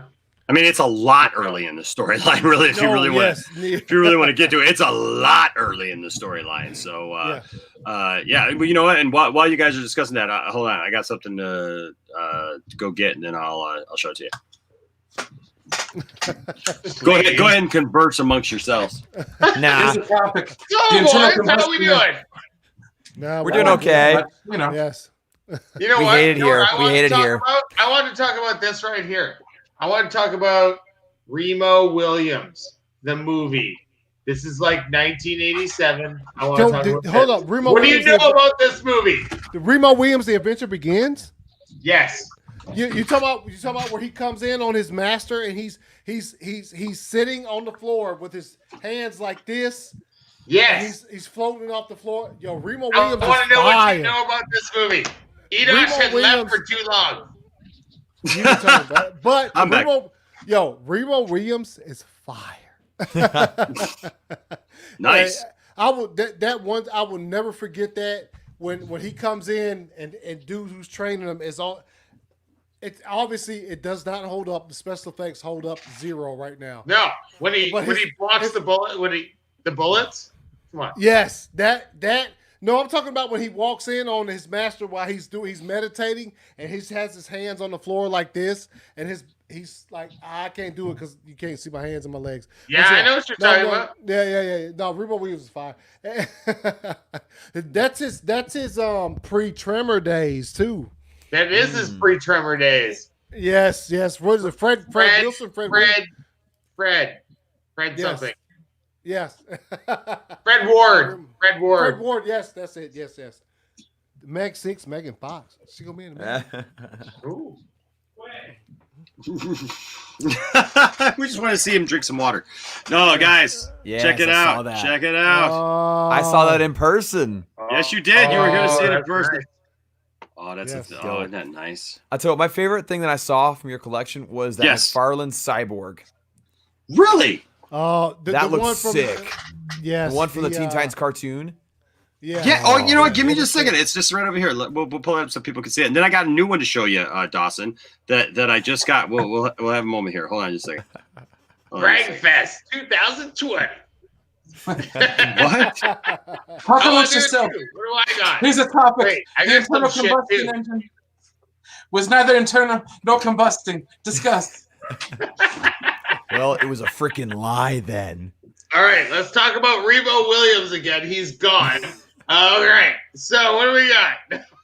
It reminds me of like the Last Dragon Last Dragon. I don't know. with the golden glow. Show enough? Nobody? Show He's enough. got it. The Show Last enough. Dragon was awesome, dude. Last Dragon. The glow. Who's the master, Leroy? The glow. The glow. glow. The glow. There it is, right there. Oh, that's sick. Yeah. That's was sick. fire. That was Yo, dope. The cannon you could put on his arm. Oh man, dude, that's sick. Heck yeah. What's up, Bruce? I see you in there. I loved that cartoon as a kid. I even had my own cyborg for a while. That was like much smaller, but man, I can't believe other people watch this. You know that? It's funny. dude, I started watching it again when it got on HBO Max, and it's still fun and nostalgic. But the soundtrack, especially during the fights, is awful. So bad. Like it's so weird. So what? You guys have been gone like what? 1.5 days now? Yeah. Let You me got something else. Let me show you what I've got since you've been gone. Let me show you what I got since you guys just been gone. That. What? Oh. That. Dang, man. Look at that. Is that I'm not? looking. Oh my gosh. This All that is. articulation. That's Oh sick. my gosh. This is sick, dude. Yeah, multiple joints for the shoulders. That's sick. Oh yeah. It's they've got that like butterfly wing shoulder thing, man, on all these figures, and just every part. Landon says like, I gotta have one of those, Dad, and I want to keep it in the package. Like I understand, I get it. It's such a thing of beauty. It looks awesome. It's fantastic, and it actually gives a reason for that toe articulation. I don't usually like that toe articulation, but there it looks fire. Seriously, With any character fits to make sense, it would be the Flash. absolutely. And then I got this. Oh, what? Oh, wow. Commander Pyre. That's a Target exclusive. Star Wars Resistance. Heck yeah, they've started putting the Galaxy's Edge stuff out at Target, so it's got these new color schemes and stuff, and so for these. And I love that color scheme for a Stormtrooper. I mean, obviously you got Captain Phasma Silver, now her, and then there's actually a red one. I mean, we've seen red, but that's Cardinal. Yeah, Commander Cardinal, and this is Hondo's droid right there. Very nice. Right there. Yeah, I love that. I love that. I got. Oh, wait till you see this. Oh my gosh, guys. Oh. Ahsoka's trooper. What? Dude. Really? You just got this too, yeah? Yesterday. Yesterday. So while you After guys all were that all, running around. while you guys were all sleeping on the plane, well, see, here's what happened. So my The friend Amazon Kevin, package showed up. no. My friend Kevin, who was at the Empire screening, he messaged me on Sunday morning, and he literally drove about 30 miles to a town called Cairo because the Walmart up there was the only one who put them out. Everybody else, because they got all their Black Friday stuff too, they didn't put all out the figures, and so he was not able to get them. And he said they were up there, and I said, dude, I got to have one of those Ahsoka troopers. said I can't find. I wasn't able to pre-order one, and so he got this for me. Check out that artwork. Dang. Damn, that's cool, man. Nice. I mean, but check this out. So that's not just the only thing, because then he says, "Well, I got this too," and I was like, "Dude, are you still there? You have to get that for me because I didn't think I was actually going to be able to find one of these." What? Oh, no. What? Dude. What? Oh man. I'm not a toy guy, but I Mandalorian like Super these. Commando. Din Djarin? No. Mandalorian Super Commando. Look Oh, at the Darth Maul color scheme and stuff. I'm a comic guy, not a toy guy, but these look sweet. Oh, dude. Man. And then what's nice is when you put them on a shelf like this. See, it used to be that they all just looked like this, right? If you put them sideways on a shelf, like if you didn't put them up like I got them up on the wall up there, they all just look like that from the side, right? And it's like, oh, that's kind of boring, you know? Okay, I see who it is, but because everybody doesn't have the space to put them up somewhere. But these now, check this out. Yeah, you put them up like that, and you actually see a scene. Yeah. Oh, nice. So it's really cool. These are my faves, man. And I was like, thank you, Kevin. Thank you so much, bro. This is so awesome. And so that's your toy moment of the night. But yeah, that's just what I've gotten since you guys have been gone. Since you've been gone. A day and a half. Got the coolest toys that anyone has ever seen since you've been gone. But I can't forget this, man. Zod Rider. Yes, fine. Zod. Oh, I was hoping Zod could come on tonight because this, folks, I've wanted this show for so long. And Zod said, "Look how this looks like it's real packaging." I mean, yeah, it looks legit. This came in, and Ryan. Is that no? Is that what I think that is? Is that the fucking version that has? Is it the complete saga? Remember, you were supposed to send my address to him because I want one too. I'm just telling you, and check this out. Not only does it look like a legit package deal, right? But I mean, it literally has on the back here all the descriptions of everything, right? I mean, all of this stuff, man. They put all this stuff work into it, and then you open it up. Look at this. Oh my god. Whoa. He's lazy. Wow. Damn. Please send my information to Zod. I need my that original Empire. Oh, dude. Look at that. Come on. He said he was going to do whatever for me too. I'm telling you, man. This. Hey, Anthony. I think there's only one word for this. Yo, the word you're looking for is fire. Yeah. What was that word again? I think the word you're looking for to describe that unaltered original Star Wars trilogy is fire. That's exactly I agree. Heck yeah! Thank you, Zod. I know that you're not on tonight, but I'm definitely going to thank you next time I see you. But for sure, this right here is something very special to me. I've wanted this for so long, and the fact that he made this for me, had it sent to me, thank you, man. My kids are finally going to be able to see the original trilogy, the original way, and I love that. Cylon says Enosh never sleeps. Too many toys to buy. And Cylon got to see it firsthand, man. Yes, Scotty, you are correct. Yes. Dude, I'm like a trooper, aren't I? I got you guys all to the airport. Yes.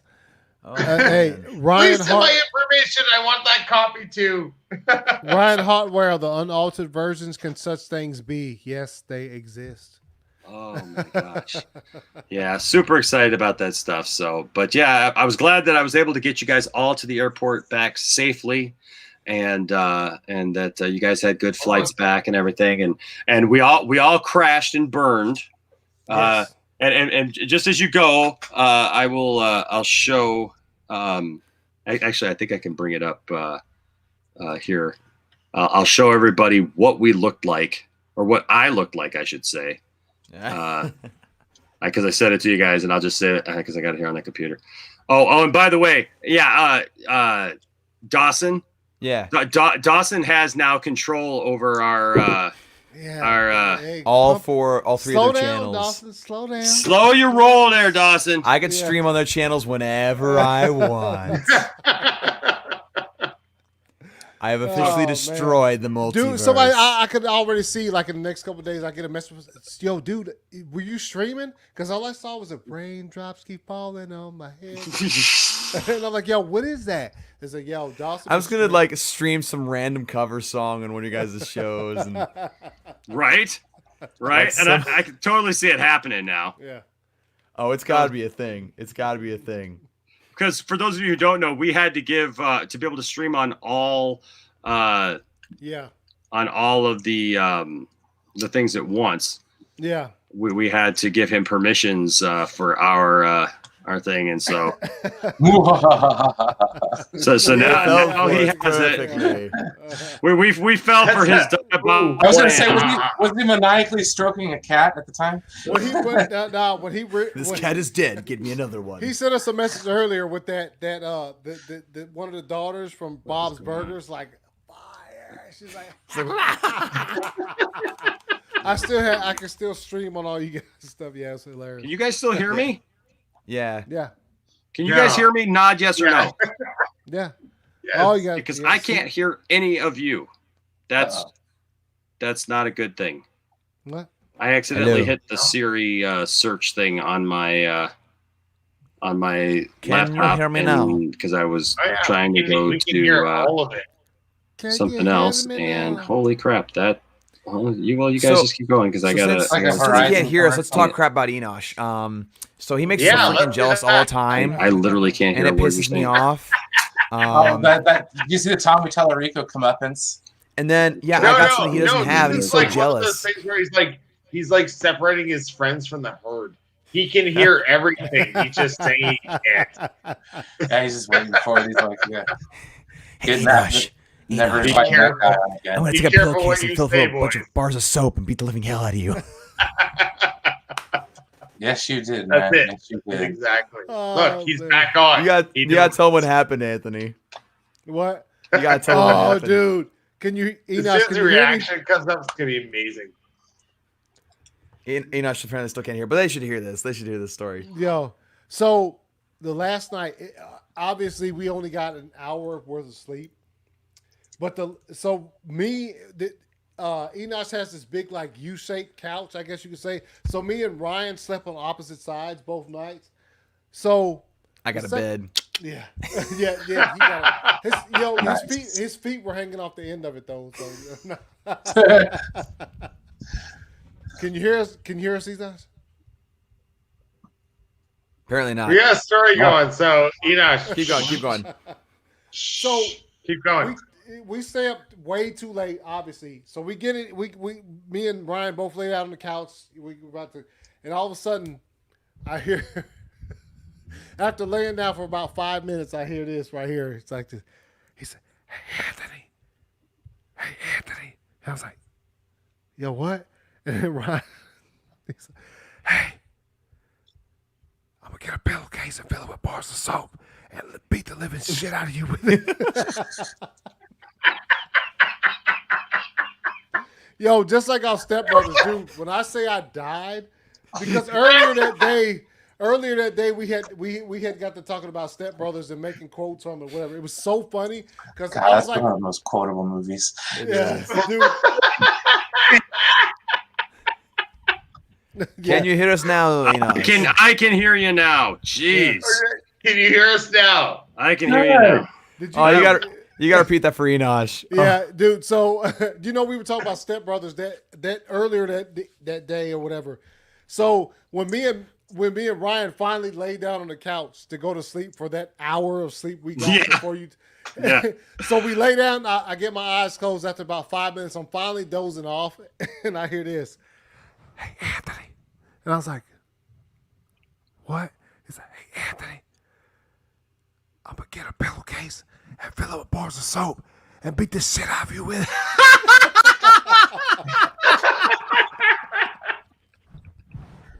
Like private pile. Yo, I was laughing so hard. It was so funny, dude. Like it was perfect. It was perfect. Yes, Matt Jarbo. You did. Yes, that was it. That was honestly one of the amongst the many 1,000 perfect moments from last weekend. That was one of the good ones. There's a reason my voice was gone because we laughed mine so too. much. Hey, Dawson, I don't know. Did you see the video that I sent you a little bit of? I saw the post, but I hadn't had a chance to watch the video yet. Yeah. I was going to watch it after I got off here. So yeah, but, so I'm interested to see because if you listen to it, there's a bit too much at the beginning.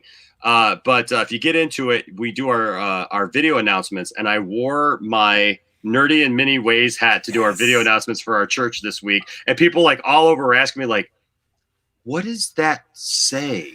and I'm just like, well, I just make up a bunch of different stuff. Not my favorite is not in my Winnebago. That was a good one. I like that one. Nothing important. Mice women. That's another one.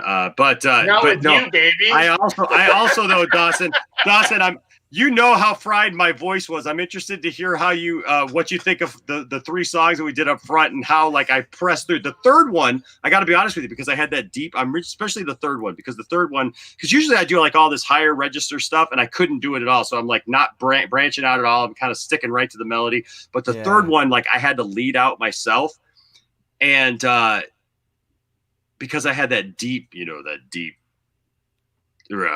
voice, that you just have going there. Like it actually turned out pretty good, but I'm interested to hear. Hey, what's up, Zentech with the $5 Australian. Thank you, brother. I appreciate you, man. You're awesome. But yeah, I wanted to show this picture here because this was the aftermath. This was me Sunday afternoon. So you guys all got on the plane. A couple of you got to sleep on the plane a little bit, but I know. I know that you mentioned, Dawson, that you got the deepest sleep you've ever gotten. Well, last night when I finally got home. Yeah. Man. Yeah. I know, man. It's crazy. But I went all day Sunday after we got up at 4. We got Anthony to the airport at 4:30 in the morning. Yeah. Then what's funny is when I woke up at like 6:30 to get up for my flight, you were out right outside my door, and I opened the door, and you're just like, "Good morning." I was like, well, you're nice and chirpy today.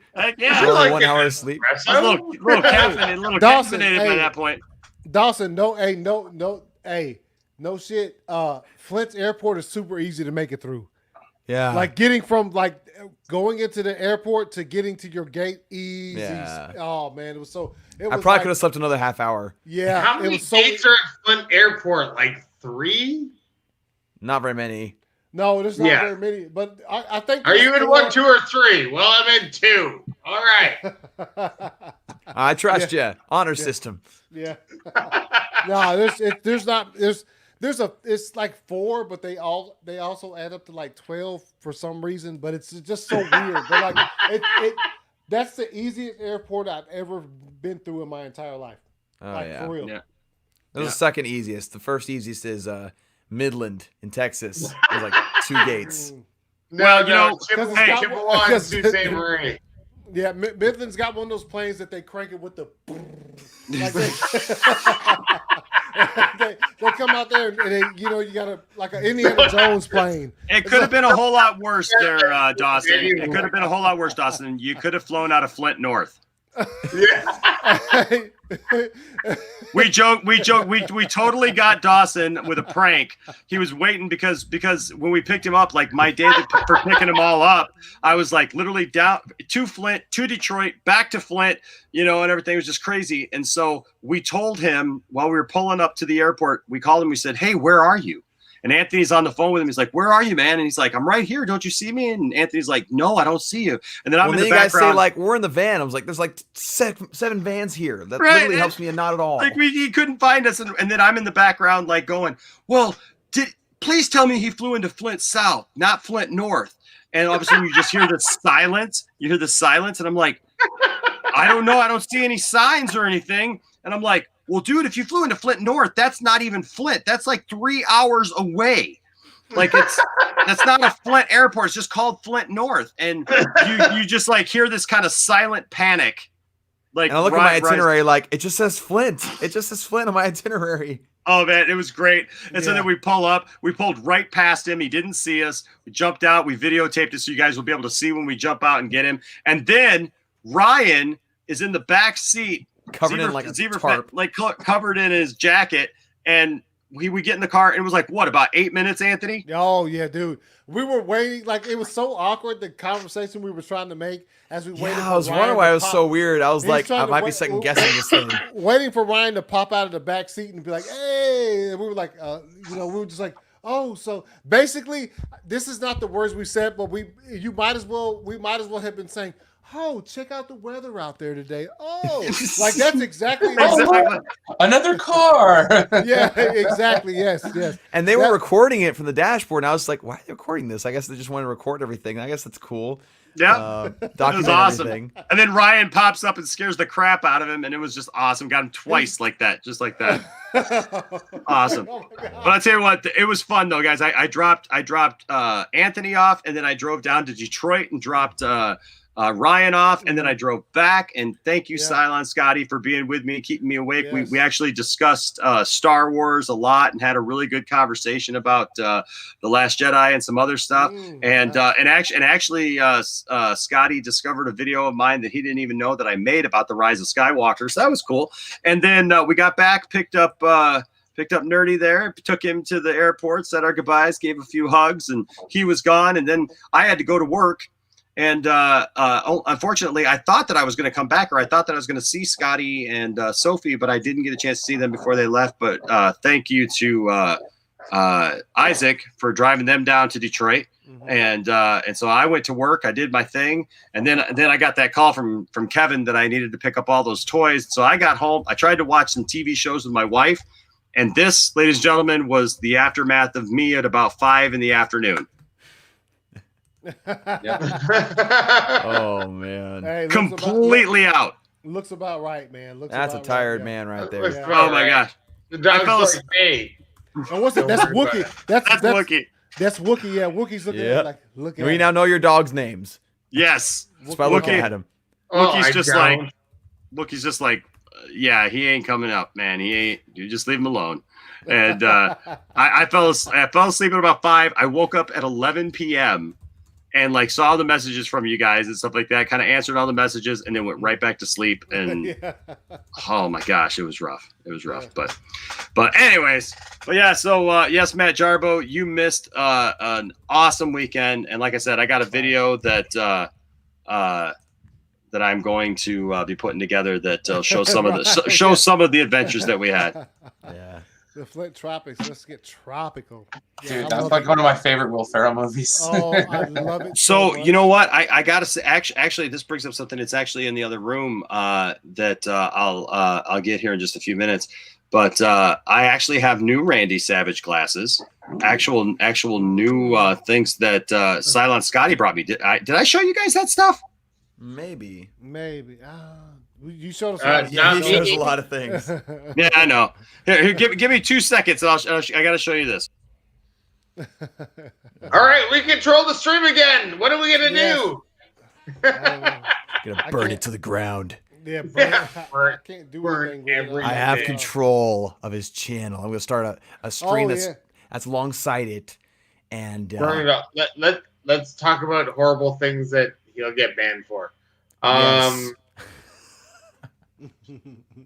I don't like white chicken breasts. I'm sorry. I don't. Make a thumbnail just Tony. He just says, I don't like white chicken breasts. Incendiary words. Yeah. I had nothing. I had fucking nothing. Oh, all right. Sorry. I was going to start singing Love Me Sexy from okay, dude, that's it. Well, Anthony will enjoy this. I got a bunch of awesome old football cards that I've been collecting. I got Andre Reed. Andre Reed. Yeah, Atlanta. Got some Brett Favre. Yeah. I like some Brett Favre. Tons of bitches. I got two Dick Butkus. Nice. Those Butkus. Terrell Pryor when he was at Ohio State. Nice. It's got You Heinz can't even Ward. talk about Dick Butkus without getting banned. I know. You know? And Sean It's Alexander, true. Heinz Ward, LaDainian Sean Tomlinson, Alexander. Nice. Tom Brady, Antonio Gates. Hey, keep the Tom Brady card. Yeah. For sure.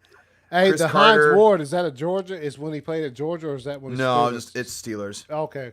And Troy Aikman, Fuck that guy. Jonathan Hayes. You also got Night Train Lane. Oh, That's a good nice. one. Troy Aikman again, unfortunately. Hey. John freaking Elway. Oh, I have a Let's go, second John movie to Elway. talk about. Fuck this guy. This is my second movie to talk about. We're gonna talk about. Oh shit! What the heck are you talking about trying to take over the stream? Let me tell you something, Mean Gene. I've been around a lot of places. I've been up, I've been down, I've been around. But the cream rises to the top.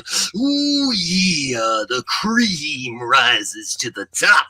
And that's exactly what I am. I am the cream. I am the crop. I'm the whole shebang all mixed up into one. Because Silent Scotty brought me this awesome gear right here. That's right, ladies and gentlemen. He brought me this awesome gear. And now when I do my little spiel and I do my little thing, I can do it in style. Oh, yeah. That's right. I can nerd out in style. I can be a nerd with personality, if you know what I mean. And I think you know exactly what I'm saying.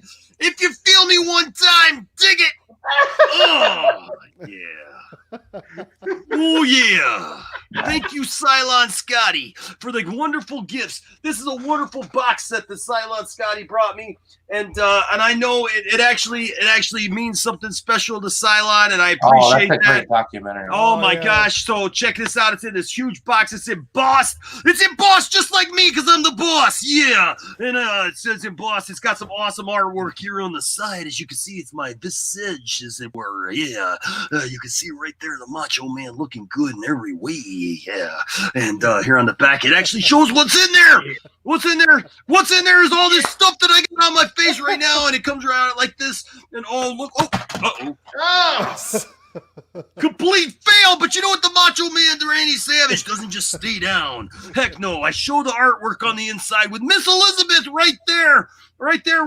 I'm pile driving somebody into the ground. Yeah, and that might be you if you cross the Macho Man Randy Savage. Don't want to do that. No, because you know what? The Macho Man Randy Savage doesn't take too kindly to people crossing him, if you know what I mean. And I think you know what I mean. If you feel me one time, yeah. If you feel me one time, I just need some tape on my hands, a little bit like that. But it also comes, check this out, 2 box sets, not just 1 box set. No, not 1 box set. It comes with this right here. Randy Savage is my ultimate collection, if you know what I mean. Yeah, the Macho Man Randy Savage looking good up in there with some little tassels and some things, because that's kind of what I do. I wear some tassels. I think it's pretty manly to wear some tassels once in a while.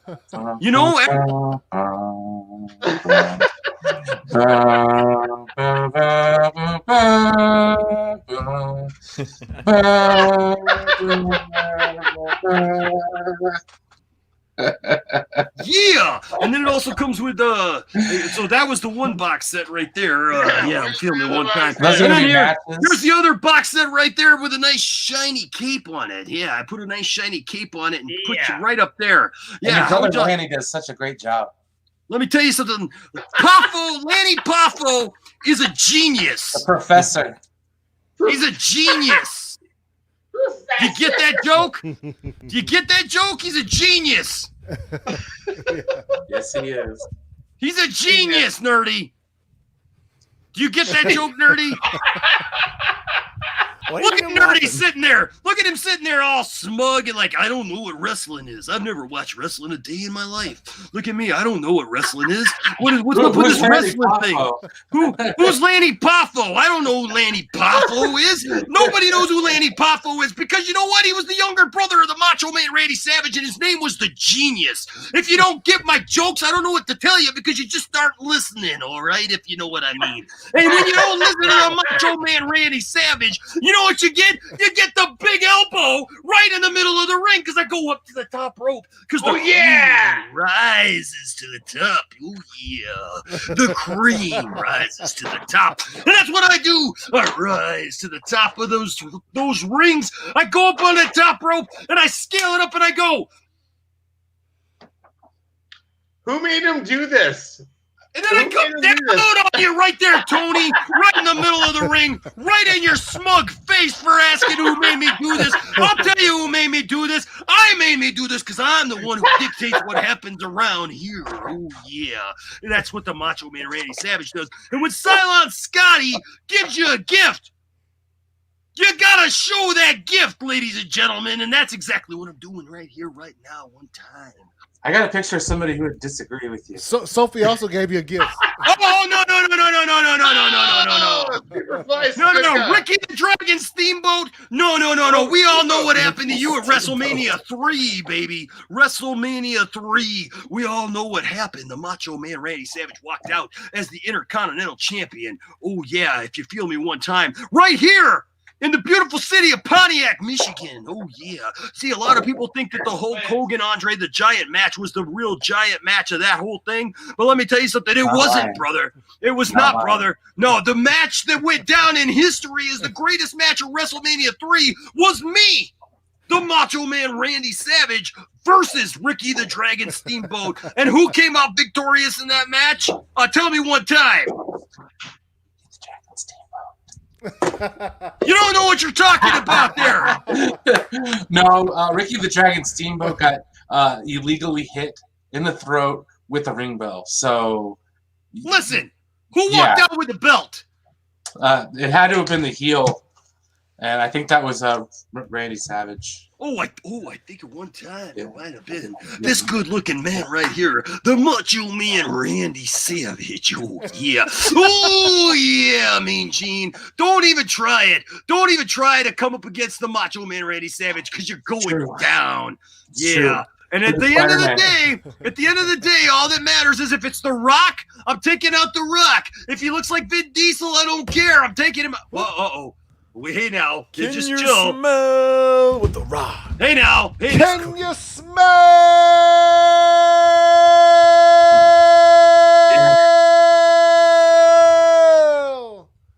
what the Rock is cooking? Wow. I think you're screwed. It doesn't matter what your name is. Yo, what the fuck? Now look here, I wasn't actually trying to pick a fight. I've been retired for some time now. You know what I mean? I was just, I'll tell you what, ladies and gentlemen, if you ever see this guy right here in person, you won't want to mess with him. I'm just saying. I mean, you know, the Macho Man is a skilled technician, but this guy right here. It doesn't matter what your skills are. That Rock was so awesome. Tell us what you think about Triple H. What? Very well, but you know Triple H, yeah. Triple H ain't here, is he? So, he's not here, right? you didn't see him, did you? No, he sucks. Plot twist, I'm Triple H. He's Triple H. You're looking a little bit more like the 1, 2, 3 kid, if you know what I mean. Yeah. Yeah, you're getting lucky against, against the bad man there because you rolled up with the tights, which I must say was a good move. I got to say, I would have done the same thing if I were put in that position. But you ain't getting one over on the Macho Man. That's all I'm saying. I just wanted to share this all with you because that's what the Macho Man does. And thank you, Cylon Scotty, for the actual props. These are awesome. Thank you for the box set, for the shirt. That's cool. It all came home, and I know that it means something special to him, and it means something special to me, and so I'm very, very, very, very thankful. The Macho Man is very, very thankful for those things. So Sophie gave you a super chat too, man. She did. Oh, look at Sophie with the super chat. Sophie's my girl right there, man. Sophie's the girl. Heck yeah, Sophie's the girl. You guys are all amazing. She says she can't even express how much this weekend meant to both Cylon and I. Enosh doing Macho Man is too amazing. Heck yeah, it is. That's my girl right there, Miss Sophie right there. That's her right there. Mm-hmm. Thank you, Sophie, for that. You're awesome. Cylon's awesome. You guys are both awesome. Yes. Wouldn't have it any other way. Upside, downside, left side, right side. The cream rises to the top, and you guys are both the cream for sure. And you rose to the top this weekend, and we're so glad to have you here at the Poindexter Lounge. So thank you so much for the super chat. You're awesome.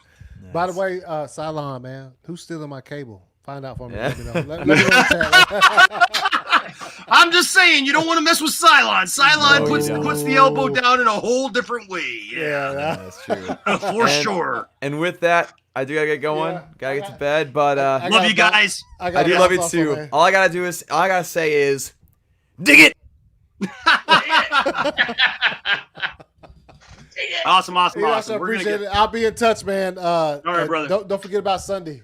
Absolutely, man. Episode I 50. am there for sure. All right, man. I'll see you guys later. All right, man. Later, yeah. All right. So with that said, so right now we got four people in here, and we're gonna bring them in now. Tony, I do want to give you a chance first of all. What is it? That was everything that I had, and that took an hour and 40 minutes. So there was a lot to be covered. But what movies were you wanting to talk about? So, well, since you were out of we've talked about 2 of the 3, I think, right? All right. So, first of my selections, let's just say that we've talked about were Remo Williams. I am not familiar with that. Oh, wow. Okay. Second selection, Space Camp. Oh, Space Camp, dude. I got to get that movie to show my kids. I have got to show that to my kids. This is the third movie. Obviously, we can all talk about this one. Tron. Diddle-a-doo, diddle-a-doo, diddle-a-diddle-a-doo, diddle-a-doo, diddle-a-doo. Yes, sir. Yeah. The Macho Man approves of those 2. I want 2 out of 3 ain't bad. 3 movies tonight. 2 out of 3 ain't bad, let me tell you. What do you think, sir? Not bad. Dude, Space Camp. It's good.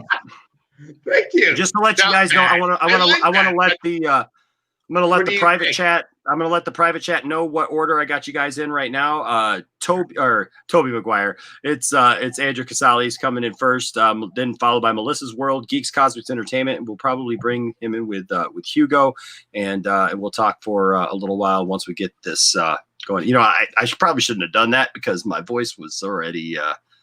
Now I'm right back to this, baby. A little hoarse. I'm sorry. It sounded like a nighttime chat. Nighttime chat. I threw 3 movies that are obscure out there for like. I don't even know if anybody even knows what these movies are besides the 3 of us. Oh heck yeah, man! Look, everybody loves Tron. What's up, Nicotina? What's up? Tron is amazing. It's and look, yeah. Oh, and, Nicotina. Well, yeah, Nicotina's up in here. He does, and I don't know. Did I? I could have swore that I sent you Nick should come on. Yeah, if you'd like to come on, and we'll talk to these other people. I want to make sure to get to people tonight as well. But I'm going to send Nicotina because we can bring them in while we're all here. And but those are the 3 movies I wanted to discuss tonight. Was Tron, Space Camp, and Remo Williams, which you've never heard of. I'll be honest with you, I've never even heard of Remo Williams. Have you ever seen Tremors? Yeah, well, it's been a long time. But you've seen Tremors, right? I have seen Tremors, yes. Okay, do you remember the guy that wasn't Kevin Bacon? Kind of. Yeah. Do you remember Kevin Bacon's best friend that wasn't Kevin Bacon? No, honestly, no. This movie is based around him. Yeah. No. Yeah, it's a thing. You should watch it. It's interesting. Well, now that I know, I will definitely have to look it up, man, because I was not aware of this one. Super B movie. It's like watching Spies Like Us. Nice. You know what I'm saying? Maybe not as cool, but still kind of cool. Like your friends won't like pants you for it. You know? Oh, okay. Well, yeah. I'm used to people going off on me. I had a guy go off on me today about my love of Superman because he didn't like my version of Superman. He doesn't like Man of Steel or anything to do with Zack Snyder and all this stuff. And so basically he told me that I don't know anything about Superman, that Superman needs to stay the way that he's always been since 1938. And I was like, wow, okay. And then he called me a nerd and told, and apparently he came over here to the Poindexter Lounge and watched a couple things because he's like, you and your nerd bunch over there. And I'm like, you say that like it's an insult. Do you not recognize that? Like we take that fondly. He was like fighting you on Superman, so he's a nerd too. So well, exactly, hey, no big deal. So let me get this straight. He had a problem with the George Reeves Superman. He said the Christopher Reeve Superman, because if he didn't want it to change since the 1930s, the only one he should really be looking at is the original iteration. Exactly, man. He's got a problem. Agreed. He's got a problem with he had a problem with the fact that Superman isn't supposed to change, and so he hates Man of Steel and Batman v Superman. And obviously Justice League, because he likes the fact that Justice League at the end we finally get some Superman, what he calls Superman. But Superman should be bright, cheery, should never be afflicted for anything, and should never face any troubles or. Okay, well, no. Hey, 100%. That's the comic book, right? I get it. No, that's the comic book. Not that hasn't been the comic book in over 30 years, dude. No, but that's what I'm saying. No, is like what he's thinking of the comic book is pre-70s. The crazy thing is he's like around my age. Superman, obviously, because pre-70s Superman, everything is a cheery story with a great wrap up at the end. Yeah. Superman clears it all, but until 80s, they didn't. I agree, change Rel. I agree. Well, and the thing is, the guy was just angry at everybody and like he was trying to act too cool for school. You know what I mean? And like, act like, nothing affected him. Like, that me even commenting on it was like beneath him and, all that stuff. And it's just like, whatever, dude. The thing is Superman is just like, what are you going to pick? You got over 80 years of Superman stories.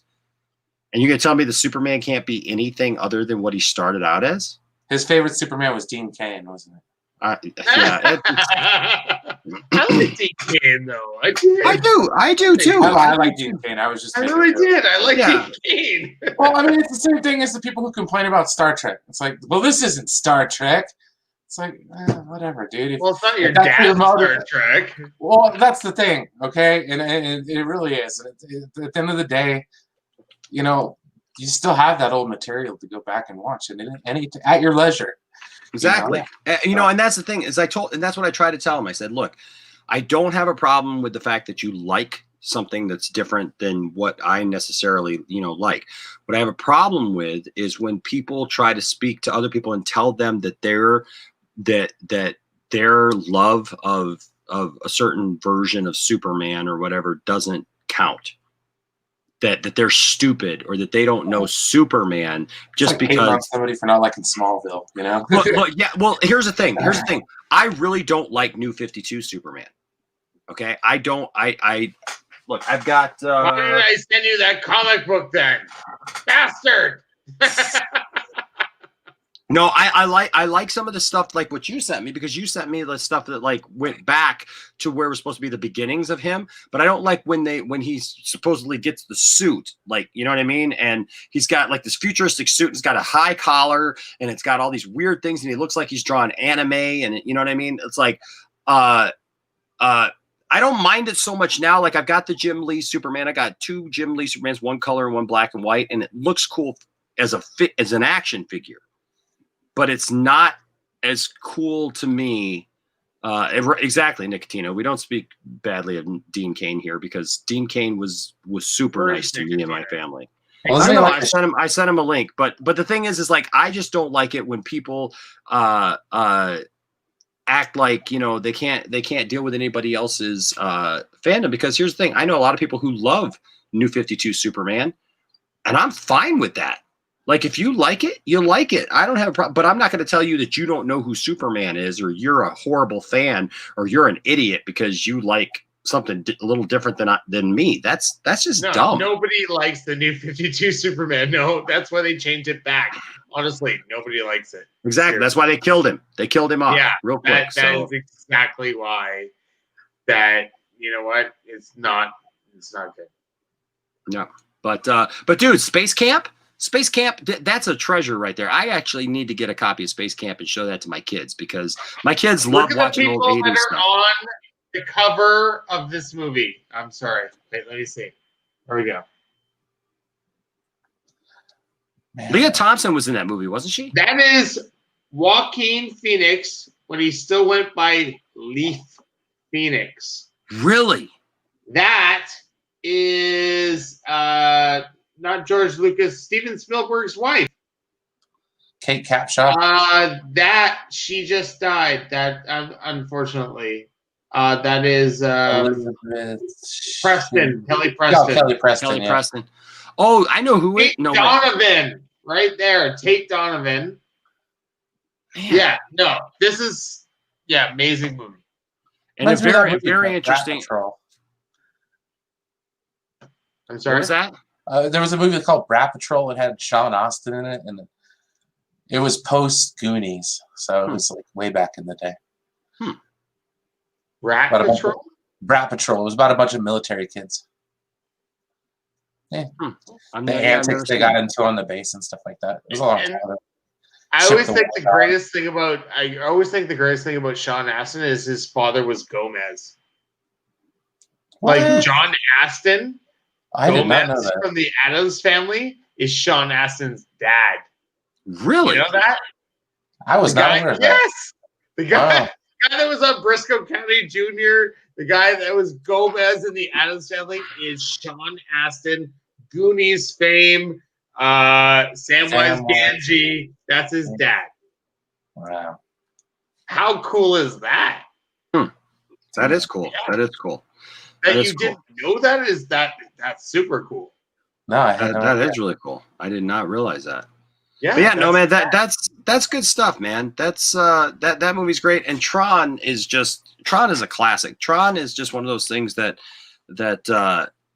if somebody tells me they don't like Tron, it shows me that they probably aren't into letting movies simmer and grow. Like, they want everything to just be, They're probably under 30.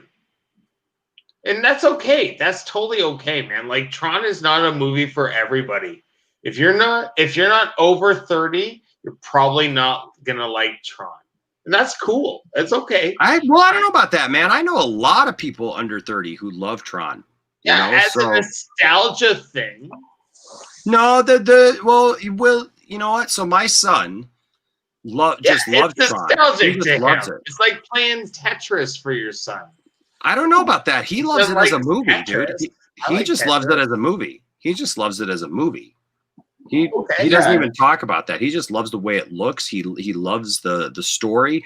And honestly, it's funny because he hadn't watched it in a long time, and he just watched it a few months ago when COVID hit.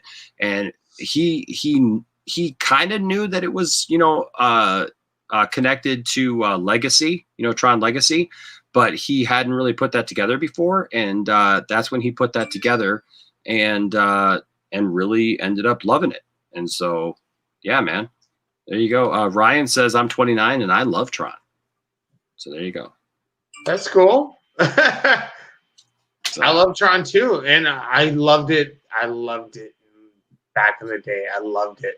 Loved it, loved it, loved it. Heck yeah. Still love it. Every time I watch it, it's one of those movies.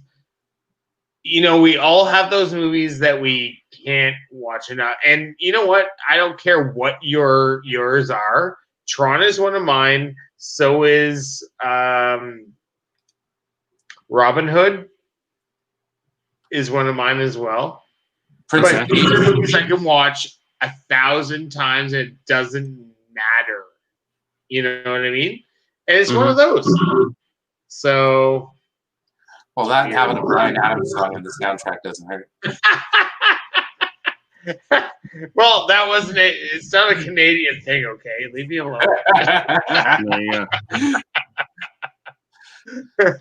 So Sophie says I'm 23, and Cylon and I have matching Tron hoodies. So there you go. There you go. People love Tron, dude. Tron is dope. Look at man, the chat is blowing up. Tron. Yeah, people love Tron, dude. Do you remember the video game when you got in and you got to like shoot all the stuff? Oh heck yeah, dude. Heck yeah. I missed that game. Remember when the rainbow things were coming across and you had to be like, doom. Yeah. We had to shoot that to get inside the and the MCP. The MCP, man. That's good stuff, man. Heck yeah. Heck yeah. All the little spiders that would come out, and you had to go up. Yeah. Oh, it's amazing. Yep, it is amazing. All right, so this is what we're gonna do. We are going to open up. We got 4 people in here that want to talk. So this I want to stress something. This episode, this video tonight is not just a call-in show. So that's why I put news and call-in show. So we're not gonna, get into a lot of deep stuff going forward. We're already at the 1 hour 55 minute mark, and it's been great. It's been fun. We've had a good time so far. But I'm going to set some rules for the chat. Dawson has set rules for the chat, and I'm going to put them in writing eventually so that everybody can see them. There we go. So first of all, keep it appropriate, right? We don't want to get crazy. We don't want to get off in some tangent or whatever. We're not going to be negative. And then also, we're gonna keep you to. I want you to have your thoughts together when you come in, because tonight we're not going to go too much longer, and so we're gonna keep it to about 5-10 minutes ish. And so don't be offended if I say, hey, thanks for coming on. Next time we'll talk a little bit more, right? Because we want to get through it and get to the next person. All right, so that's where we're at right now. So first we're going to bring in our good friend, Anthony, but tonight he's going by Tobey Maguire Spider-Man. What's up, Tobey Maguire Spider-Man? How you doing, brother? Hey, fellas. What's going on, man? Yeah. I'm not going to be stay long, but I just wanted to bring up 2 things. One, did you hear about Oscar Isaac's Moon Knight? Yes, I forgot to bring that up in here. I don't really know that much about Moon Knight because I'm not really that big of a Marvel guy, but I do know that he's an important character to the MCU, and so it's going to be interesting to see. I'm a huge Moon Knight fan. Huge. Sorry, I didn't mean to. Yeah, that's okay. Huge Moon Knight fan. What's up, sickness? What's up, sickness? Oh yeah, sickness in the house. One time, yeah. Good to see you, man. Have a good night's sleep. Yeah. So are you guys excited for the Moon Knight series? Yes. As I have a bite of mashed potatoes. Tell me about Moon Knight. What is about Moon Knight? What is about Moon Knight? Because I really don't know anything about Moon Knight. I just know that some people have said that he's like the Batman of the MCU. I was gonna say it's basically that. Moon Knight's Batman of the MCU. That's what I just said. That's what people tell me. I think that's all you need to know. But he has a mental disability. So he thinks he's Batman, has the ability to be Batman, but he's crazy. So he's like one of those people that you see downtown that's like crazy, who's talking to themselves, but you don't know if he's legit or not. That's Moon Knight. And he's legit. Yeah. But he's crazy. He's in a mental institution. But he's Batman in a mental institution. That's what interesting. Do you have a different opinion? I'm just curious.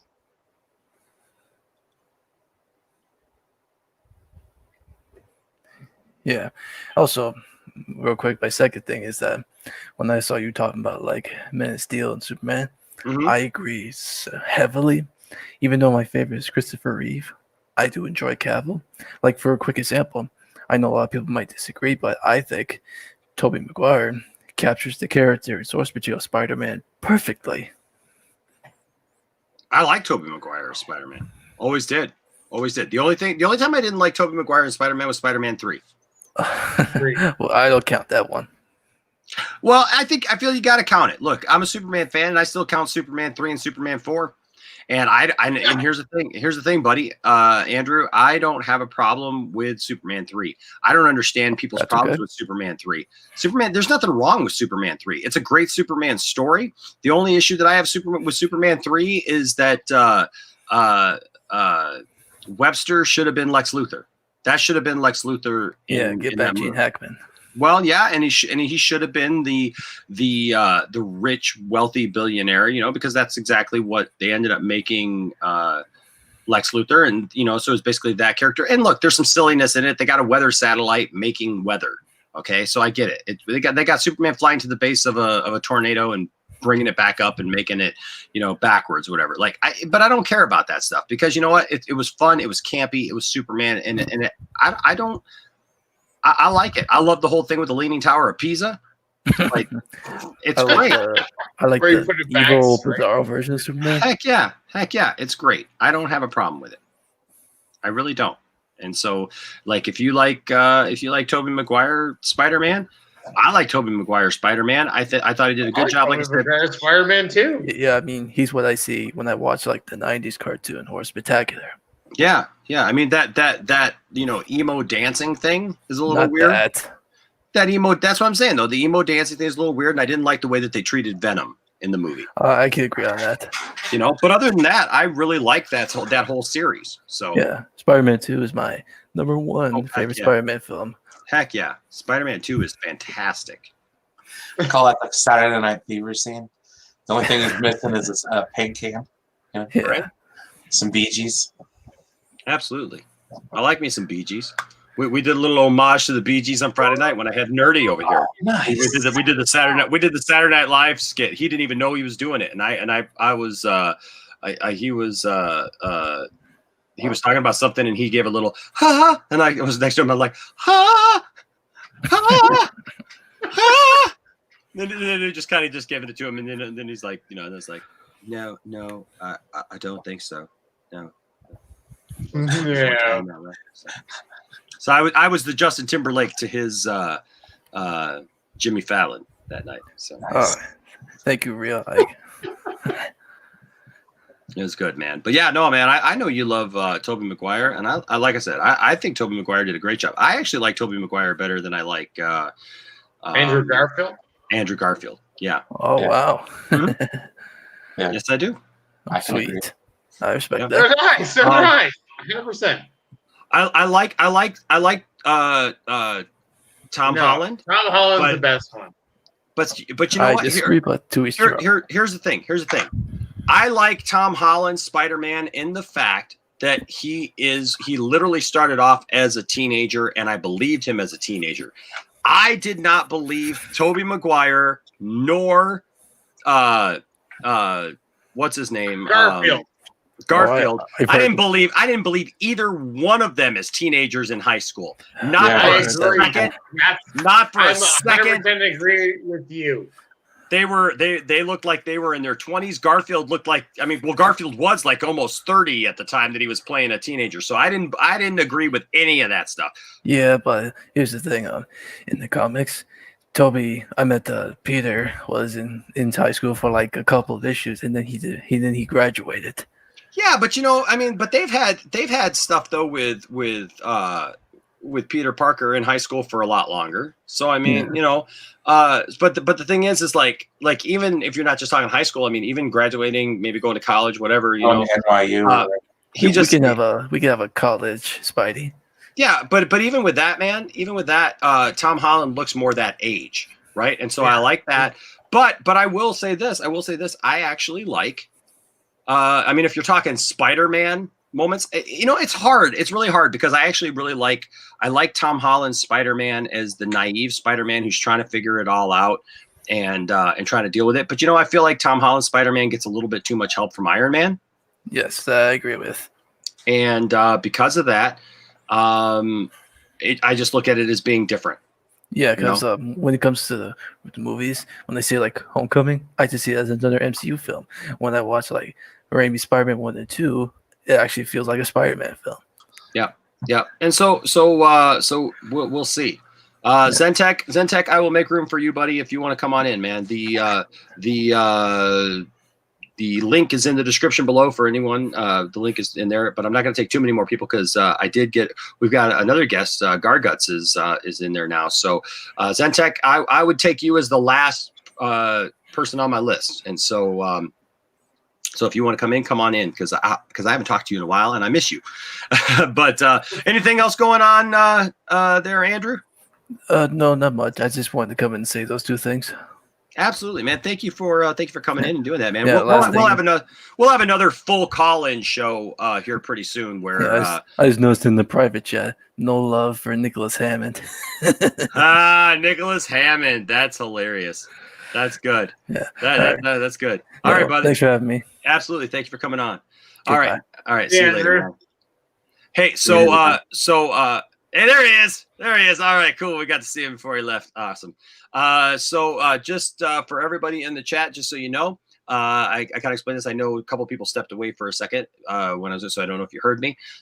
So this was a news and call-in show. So we're not going to spend, 30 minutes on a topic. I'm so glad you guys are back there, and we're definitely going to get to you here, but we're going to keep it precise, and let's try to keep it to about 10 minutes. Okay, so don't be offended if I say, hey, we're kind of running long, and let's go, because this episode's already 2 hours and 5 minutes. So, but hey, here's somebody that I love, I love having on the stream. Everybody loves her when she comes on the stream. She's got her own channel, Melissa's World. She's absolutely fantastic.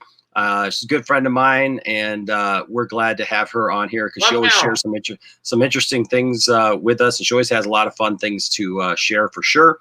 And she's got some news for us, she says, and so we're going to go to her right now. Melissa, what's going on? Hey, Nosh. How you doing, hon? Pretty good. Hey guys, for anybody that doesn't know, I am diagnosed as legally blind.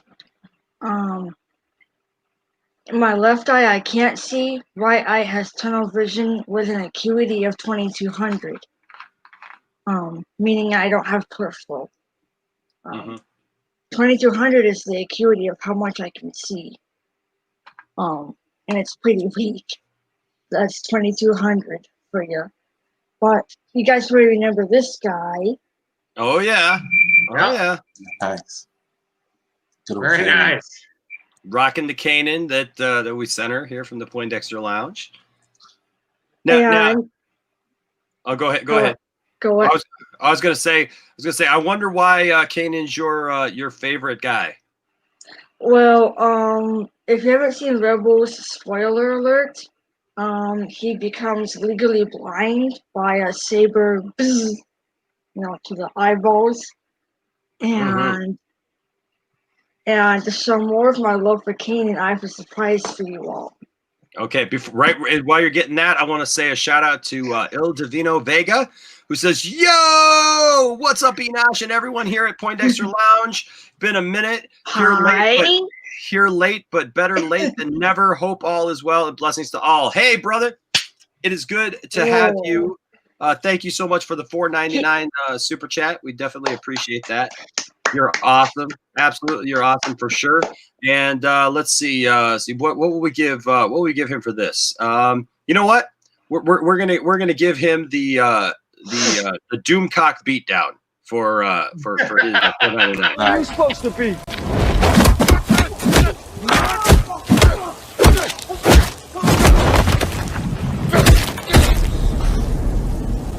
I'm vengeance. What was that? That's something that somebody made me of me beating up Doomcock, but it's from the Batman trailer. So that's my favorite. Heck yeah. So what do you got to show us, Melissa? Speaking of Kanan. Look at that. Oh my goodness. Where'd you get that? That's pretty. I'm designed in a forum known as the Rebel Armory. Made this for me free of charge. It's a charity saber, and Nice. it's pretty awesome. And it has it has like sound points on it. It's pretty cool. And watch this, if you guys can see this. I got you all the way up. Oh my goodness. Yeah. Oh my gosh. That's so awesome. No way. I wish Anthony was still here because you know what? That deserves for sure. That's fire. That's fire. Oh my gosh. Look how bright that is. Wow. And when I double tap, Sense your presence. That is You're making it easy on me. Oh, nice. You're making it easy on me. Oh no. Jaden physically talks to you. Oh my And gosh. it's pretty cool. And isn't that awesome or what? That is freaking. You know what that deserves? Let me tell you what that deserves one time there, Melissa. That is the freakingest awesomest thing that the Macho Man Randy Savage has ever seen in his entire life. And let me tell you something, Melissa. I've been around. I've seen a lot of different rings. I've been to a lot of places, city to city, and up and down and back and around. And that is the best freaking lightsaber that I've ever seen. It's Steven talking to you, freaking from the ethers of the Jedi code there. That's freaking awesome.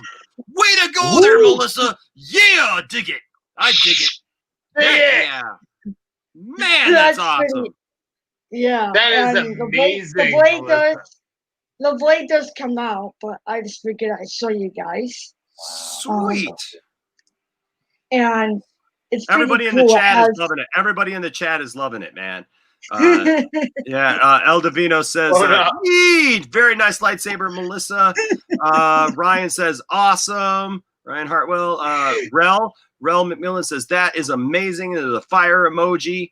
Il Divino says, beyond awesome. Here we got Corey. Bronco Flores says, mega awesome. Dr. Faith says, fire. Yeah, heck yeah, it is. And that was a comment about, but we'll still read that comment. It's still, I love the quickness of Andrew Garfield as Spider-Man, and we do too. But yeah, but hey, everybody, man, commenting on that lightsaber. That lightsaber is awesome. Yeah. Awesome. Woo. Yeah. And my journey is a lazy one. Silent Scotty here says, shout out to the Saber Armory for making this saber for her. Absolutely. It's called the Rebel Armory. Rebel Armory. Well, yeah. Shout out to the Rebel Armory. You guys are amazing. Thank you for supporting Melissa and for sending that to her. That is awesome. So happy for you. I thought it would never come true because I thought my design would be a design forever, but to have it be one day, this is amazing. Oh my gosh! When that lights up, I mean, just that slow, and it's bright. That is so bright. I got my sunglasses on, Melissa, and it's still blinding me over here. And that ain't even a joke. I'm just saying that's amazing right there. I'm sure you see that you can, because you can see the light and everything. So that's pretty cool. And it has Silent Scotty with a $4.99 super chat says. Cylon Scotty, Melissa just gave a $4.99 super chat, and he says Melissa is a true Jedi now. So absolutely, that's awesome. Nice. So happy for I'm not knighted yet, but I think that'll be, because I'm on a channel called Space Windu. I'll be on what's called Saber Talk, hopefully tomorrow. It's like a call-in show, but it's discussing sabers. Nice. And here's my hilt. That is awesome, Melissa. I'm loving every second of looking at that. You know, Melissa. You know, Melissa, that I love lightsabers. I've got like 15 of the between the Black Series and Force Effects lightsabers and stuff like that. But man, that lightsaber right there, to have a nice custom lightsaber like that for you that you got to pick out and look at. I mean, and that blade is amazing. Sick. So that sick. blade is sick. So sick. This is pretty awesome. I designed it myself in TRA. Oh my I'm ready to get the rest. Wow. Well, Dr. Fate on here says Dr. Fate likes it because he says, Nosh, this stream is straight fire. Everybody's digging seeing your seeing this. And I don't know if you saw this, but Ryan brings up a really good video that was just on recently from Hacksmith. It says, have you seen the Hacksmith video on the first plasma lightsaber? I absolutely have. And that video is really cool. If you ever get a chance, the one where it ignites automatically. Yeah, where they use like they've got like it's like gas powered and stuff, and they have you seen that, Brian? No, I haven't. You mean yeah, where they can like melt like doors and stuff. Yeah, and like they're like 4,000 degrees. Yeah, they're like cutting down walls and stuff, man. It's like tungsten gas or something like that. Yeah, it's like crazy.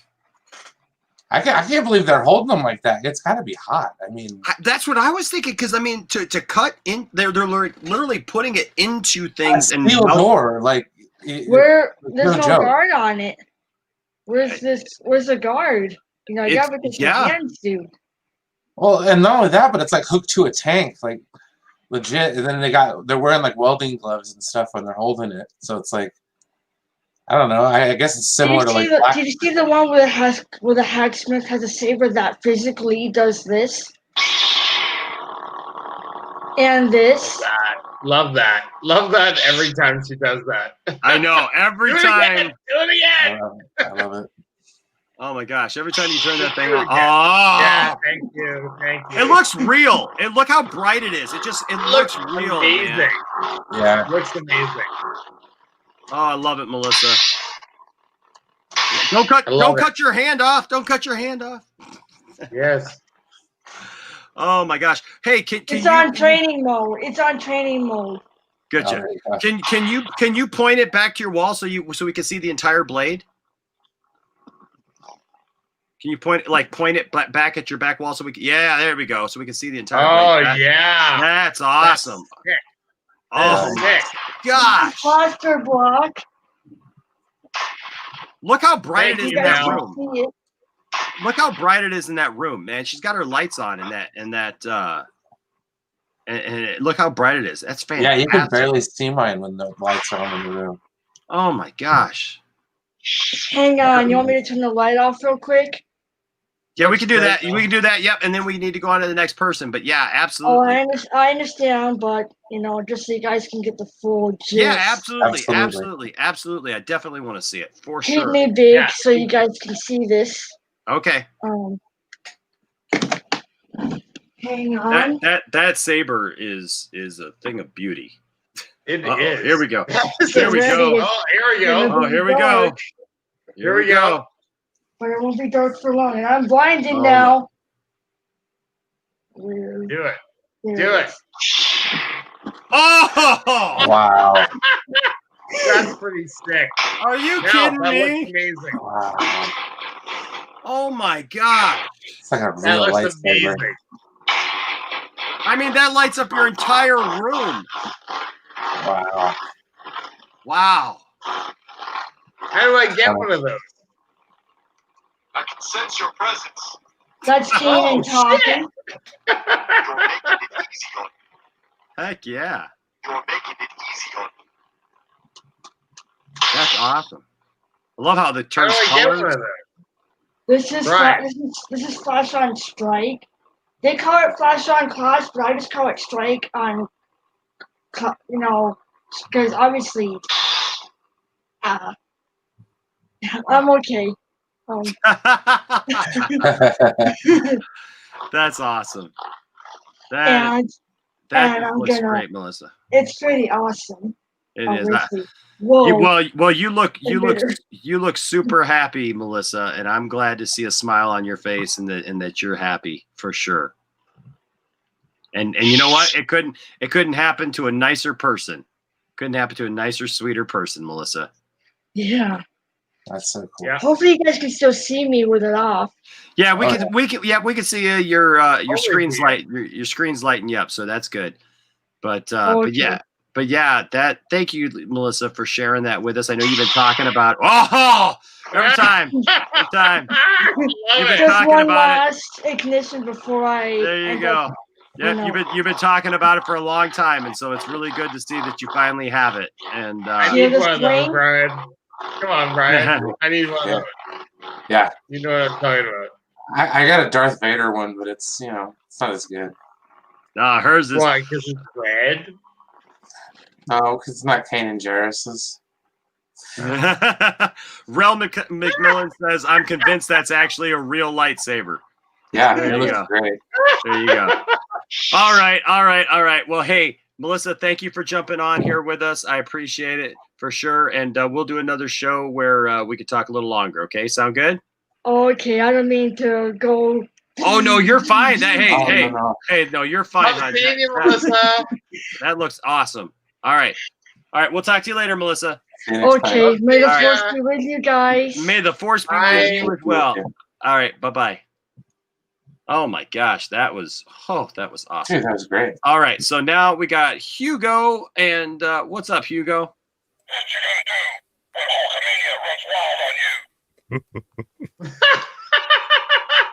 What was that? 70,000 screaming Hulkamaniacs. Can't be wrong, brother. Oh yeah, Hogan, I hear you. What you got to say? You got anything else to say there? I don't believe in unions, brother. I'll tell Vince on you and Jesse. I'm gonna hot my way to his office right now, brother. Let me tell you something, Mean Gene. Let me tell you something. You think you're gonna come up here and step to me? Is that what you're trying to do right now? Is that the vibe that I'm catching? It's the vibe, brother. Oh, I see. Okay, I'm feeling you right now. But I'm kind of thinking that maybe you're not right in the mind there. If you think you're gonna step to the Macho Man Randy Savage, oh yeah. Hey, I gave you a job in WCW, brother. Vince wouldn't let you do anything but talk on commentary because he thought you were old. You work for me in the NWO now, brother.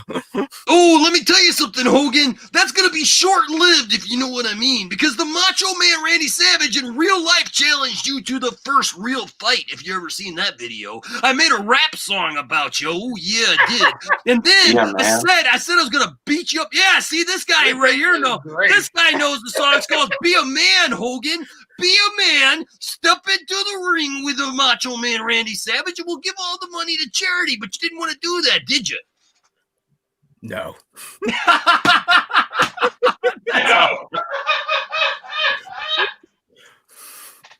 No. Love it. Have you ever seen that video of Macho Man before he passed away challenging Hogan to a real fight? No, I didn't actually. This is news to me because I remember there was an interview Hogan said where I made it up with Randy, brother, just before he died. Oh yeah. Oh man, I don't believe you, Hogan, but I don't know. Oh my gosh, we gotta watch that because you got it's not very long, but since it came up, do you remember that, Brian? No, actually, I don't. Not the one where Macho Man called him out. I knew about the rap album he put out. Yeah, so he did a rap album, but he talks about it here. Actually, straight up buried Triple H like hard. Oh yeah. Yeah. So as soon as I get the commercials out of the way here, I'll bring it up because this is absolute fire. He was this whole idea that him and Hogan made up that Hogan has talked about. Hogan inducted him into the Hall of Fame, which I think is kind of a sham. Yeah, I kind of felt so too. Look, I love both of them, but man, it should have been his brother. Yeah, Randy. Yeah, Poffo should have put him in for sure. Okay, can you guys see this? Oh yeah, I remember. Okay, yeah. So check this out. Beef between you and Hogan. Okay, now you, Hulk Hogan. It's a long history between you. Right. You all are both the tops. You two, made this industry into what it is today, you know? Well, thank you very much for that. Here's the situation with me and Hulk Hogan. It's just we've been acquaintances at best, never been best friends, never been friends, just a business type thing on the television. Everybody knows it's sports entertainment, entertaining the wrestling fans. But sometimes what goes on behind the scenes is stronger than the soap opera on the video scope. And that's what happened with me and Hulk Hogan. His real name is Terry Bollea. My real name is Randy Poffo. And he disrespected me and my family through the media waves, you know. Yeah. Instead of you having a problem with me, you call me to the side, man to man. We talk about it. We agree to disagree. We have a fight. We have an adult beverage, whatever. Right.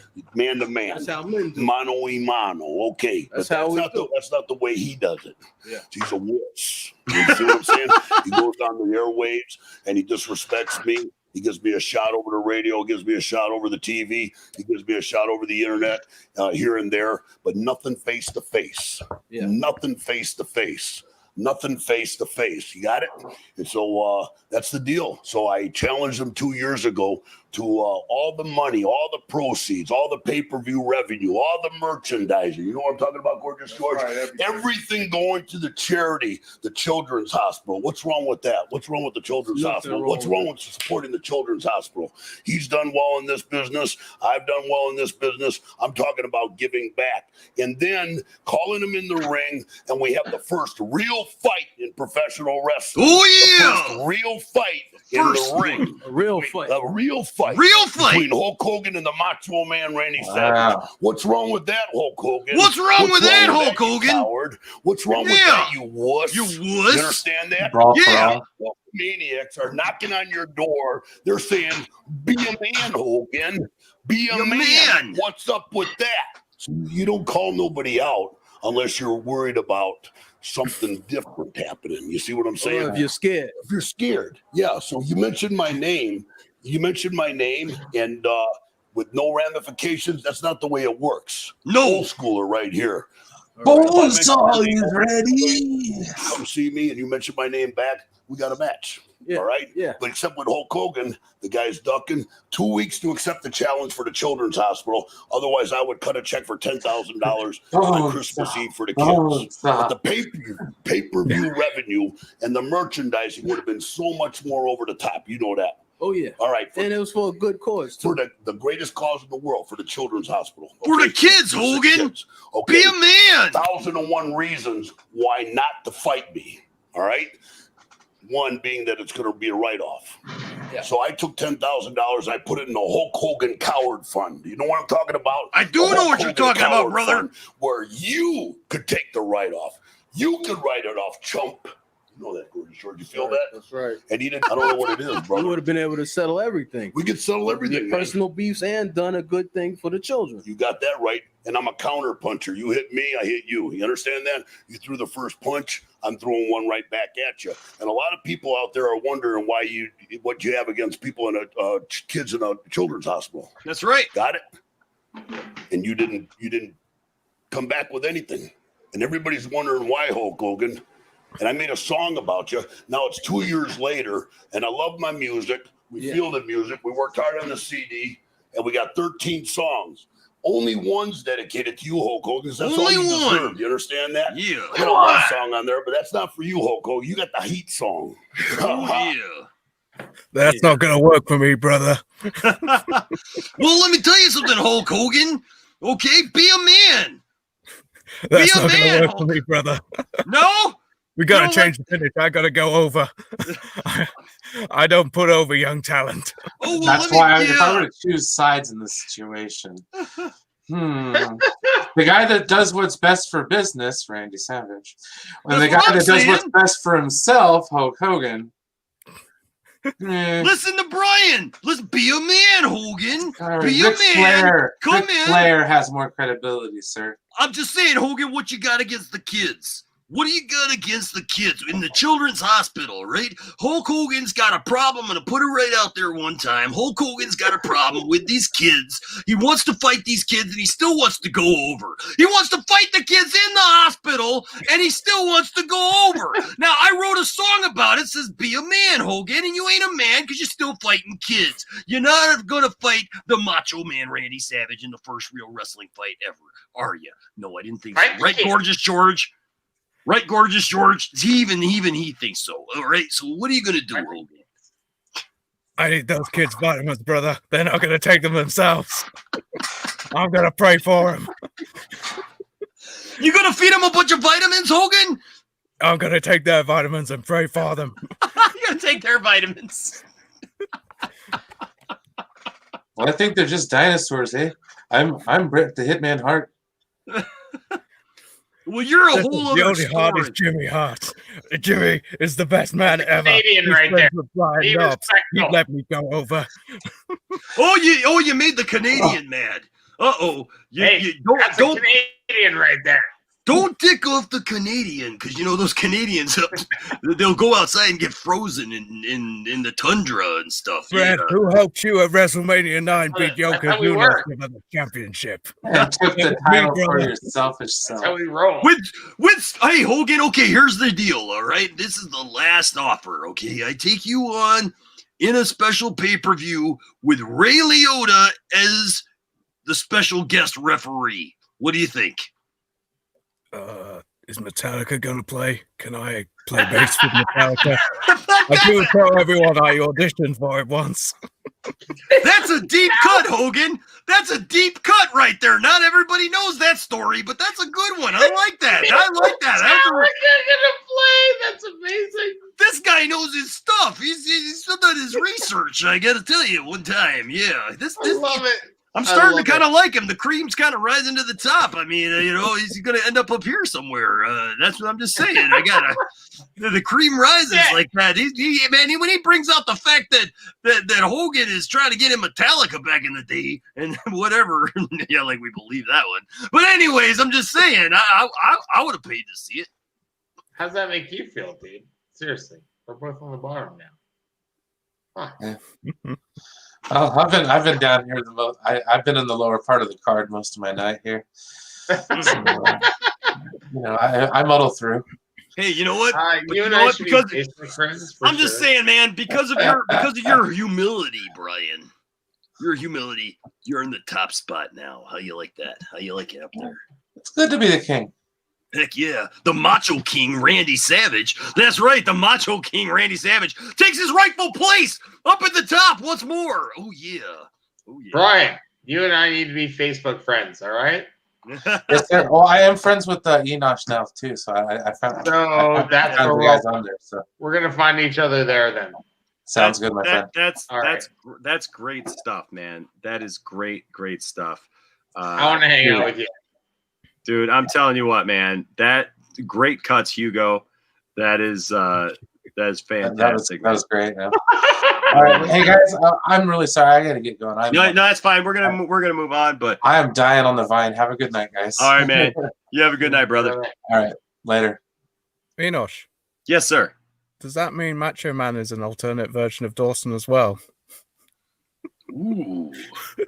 Now there's a whole other thing that I hadn't even thought of or thought to explore, but that's let me see here. Let me real quick as a last minute thing here. Let's see what that might resemble one time. The fuck? No. Wait, let me get my glasses on too. Hey, what are we looking at?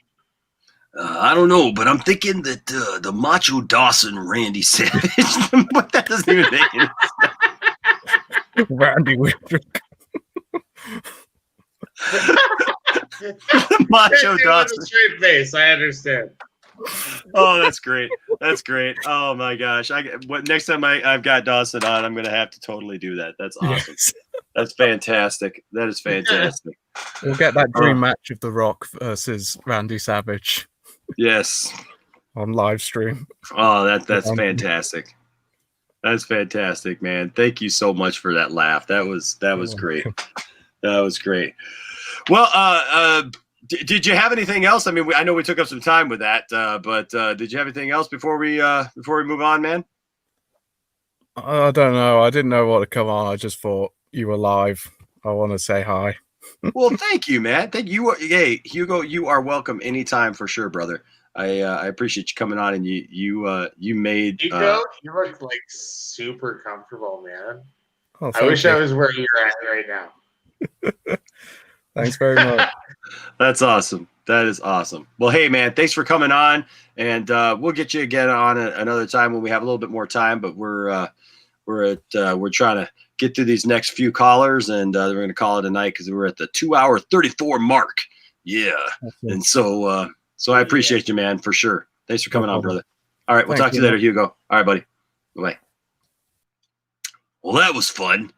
All right, now we lost the guy. And now we got a guy who says he's got some guts, not just any guts, but some gar guts. That's right. He's a good friend of the channel here, and he's coming in. Don't know what he's gonna say. Don't know what he's gonna do. It's always a surprise with this guy. Here he is, Mr. Gar Guts. Hi, what's he How got? you doing, sir? Yo, what's up, guys? Check. Can you hear me? Oh, we can hear you well, man. You probably sound better than us. Jesus Christ, my bad. Shit. Oh wait, I gotta stop waving at people because shit gets weird. Oh, sorry. Oh, Stone Cold doesn't like waving at people. Oh no. Stone Cold, you need a middle finger. You need a middle finger and waving. Stop waving. Let me tell you something, Stone Cold.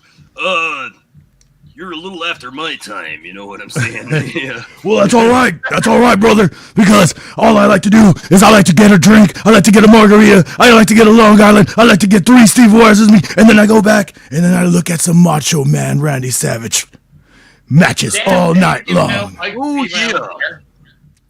Heck yeah. Oh, I dig that. I dig that a lot, man.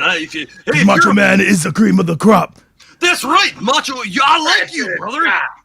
I like this guy. This guy knows what's up. I like that for sure. I remember when you were stunning Steve Austin. Yeah, I remember them days with the blonde hair. Yeah, you came out looking all like macho, like me, but you were trying to do it. But then you had to cut that hair, and you got a beer or two, and next thing you know, your whole career turned around, you know? After Owen dumped me on my neck, I had to turn it around. Ladies and gentlemen, you're listening to the Wrestling Hour. Seriously, right? Oh my gosh! None What of us are you are going to be able to drinking? talk tomorrow. I got 40 ounce of Mickey's. Oh, nice, very nice. Everybody's just like, Jesus Christ, a 40? Jesus Christ, a 40. No, seriously though. What? No, I was just means he doesn't have to go to the fridge more than once. Okay, like leave him alone. Seriously, it's like 3 beers in once. Exactly. Oh yeah. I think you'll appreciate this one, Enosh. Okay. Oh, nice. Very nice. Yes. Oh, Mando. Okay. Mando? Heck yeah, dig it. He's no use. What does he say? He's no use to me dead. I like it. I like it a lot. Oh, I was gonna say, actually, I've come for the bounty. All those comics. Yes, you won. You won this week's comic book of the week. So you need to hit me up on social media so that I can send you out your comic, man. Yeah, sure. I'll find you somehow. I don't know. I'll just be like, there's only like one Enosh probably in the world. yeah, there's other Enoshes for sure, but yeah, man, it's just Enosh V, or you can find the channel, whatever. I mean, like we're on all the socials, all that stuff's all of our links, even my private like Twitter and everything, my personal Twitter, I should say. And it's not private if it's out there, I guess. But all that's in the description of our videos. So I gotta hop on my Twitter again. That shit has been dead for like a year. Right? Yep. Yeah, but just fucking. Yeah, I'm enjoying the show tonight, like, dude. Kind of look at it and I'm like, oh, well, hey, hi. What's up? My Twitter. What'd you say? Oh, your Twitter? Oh, yeah. Yeah, I'm What like, was I that? never look at it. Never, ever look at it. I'm like, oh, there it is. Okay. Oh, right. I always go to the same thing. I'm just like, oh, I still have that thing around. Yeah. It's not like MySpace. It's not gonna go anywhere, I guess. MySpace. How old are you? 30, 35. Yeah, that jumped 5 years. 30, 35, 40. We're doing 40, 45, 45. I like to say it like Bond. You know, 50. I'm Bond. The next guy you're gonna sleep with. Nice. That's what Bond would always do to the girls. Right? Yeah. He was way too smooth. Way too smooth. It's like, just look at a girl and she just melts. You know, nothing to it. Nothing to it. It's like, there's a reason why I like it shaken, not stirred. There you go. There you go. For sure. Hey, so any Mandalorian secrets you know about? That I know about? Well, I mean, dude, this if half of the stuff that they say is gonna happen this season happens, it's gonna be intense. But you know that they're hiding another one, obviously. Well, Friday we're gonna know, right? Like, Jesus Christ, we hear all this stuff, but Friday we know. Well, that's the start of it, though, man. We got, we'll have probably 8 episodes, and so I mean, so you're getting, we're supposed to get. We know we're getting Boba Fett. We know we're getting probably. I mean, most likely they haven't officially announced her as Ahsoka, but Rosario Dawson is Ahsoka. There's rumors of Sabine Wren, which I totally believe. I don't know if it's Sasha Banks though. I don't know if it's Sasha Banks. I don't know. Like I really in the don't Phoenix Squad? No, we're not gonna. Really? Yeah, from Rebels. Yeah. Yeah, from the Phoenix. But really? Sabine Wren? Yeah. They said it was gonna be Sasha Banks because of the color hair, and I was like, I don't know. They could. Well, but Tony, you got to think it makes sense. I mean, she had the whatchamacallit, Darksaber, right? Right. And then she had, she's a Mandalorian. So why wouldn't she show up? I would think that one would be like one that like we would all like be like, yeah, I can see that. You know what I mean? Like it makes sense, but I just don't see it. I feel like Sasha Banks' character is going to be another character that we're probably seeing in the comics that are being released right now with Star Wars and Luke Skywalker trying to like go. He's like trying to find relics and stuff of the past. Mm-hmm. I think it's one of those characters. Like, gotcha. Like it's gonna link it together. Like, hey, there's a Mandalorian looking for stuff, just like there was a Jedi earlier here looking for stuff on the same planet. So I think there might be a little link there. I think there might be a little Luke link there. That's about it. I don't think we're gonna ever see Luke, but there might be like a little Easter egg somewhere. But I don't know. Yeah. Man. If we see something like more amazing than Baby Yoda, maybe 2 Baby Yodas, maybe a Baby Yaddle, I don't know. Baby Yaddle. Well, see, you know what I think is going to be the big twist is I think that the twist is going to be that the Baby Yoda is female. Oh. Yeah. I think eventually we're going to get that twist, and then Doomcock is going to lose his freaking mind because God forbid that the Baby Yoda that everyone loves is is a female. Always with you, what cannot be done. Seriously, dude. One time I'm not gonna lie. One time I was playing the clips on my stream, and I got taken down because it was probably because it was the Requiem for a Dream clip. You know which one? Oh yeah. Yeah, they take those down real quick, and I was like, damn it. So I was like, okay, I'll be safe with Star Wars. Yeah. But yeah, if they're gonna have like another secret, dude, like it's gonna blow the roof. It's gotta blow the roof off of the first one. Yeah, there's a lot of I've heard some things, but I know there was even a rumor going around that Ezra might be introduced. Ezra Bridger might be reintroduced back into it just because they want to eventually do a new series with him and kind of the search for Ezra. Yeah. So, I mean, if that happens, fuck, we're about to go on a huge ride, and then Mandalorian movie maybe down the line. I don't know. See what happens. I don't know either, man. And, and then there's those rumors that I don't really buy into them, but these rumors that what's his name doesn't want to play the character anymore, Oh, and yeah, I don't. They're gonna David Prowse him. Yeah, I don't buy that though, man, because the thing is like you sign on for a show like that, you're going to be in the helmet. You know what I mean? Yeah. Like all that ahead of these people are acting like when I hear that stuff, it's like they act like they don't know how movies are made. It's like our contracts are put together. It's like you're going to tell me that they did all this work for it and didn't sit down and go, hey, by the way, you're going to be in this helmet quite a bit because you're a freaking Mandalorian and that's part of your armor. I mean, like.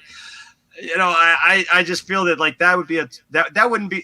It's not like it's happening by surprise. You know what I mean? It's not like he signed on to be without the helmet all the time, and he's like by the 5th episode that he's recording, why do I have to wear this helmet still? Yeah.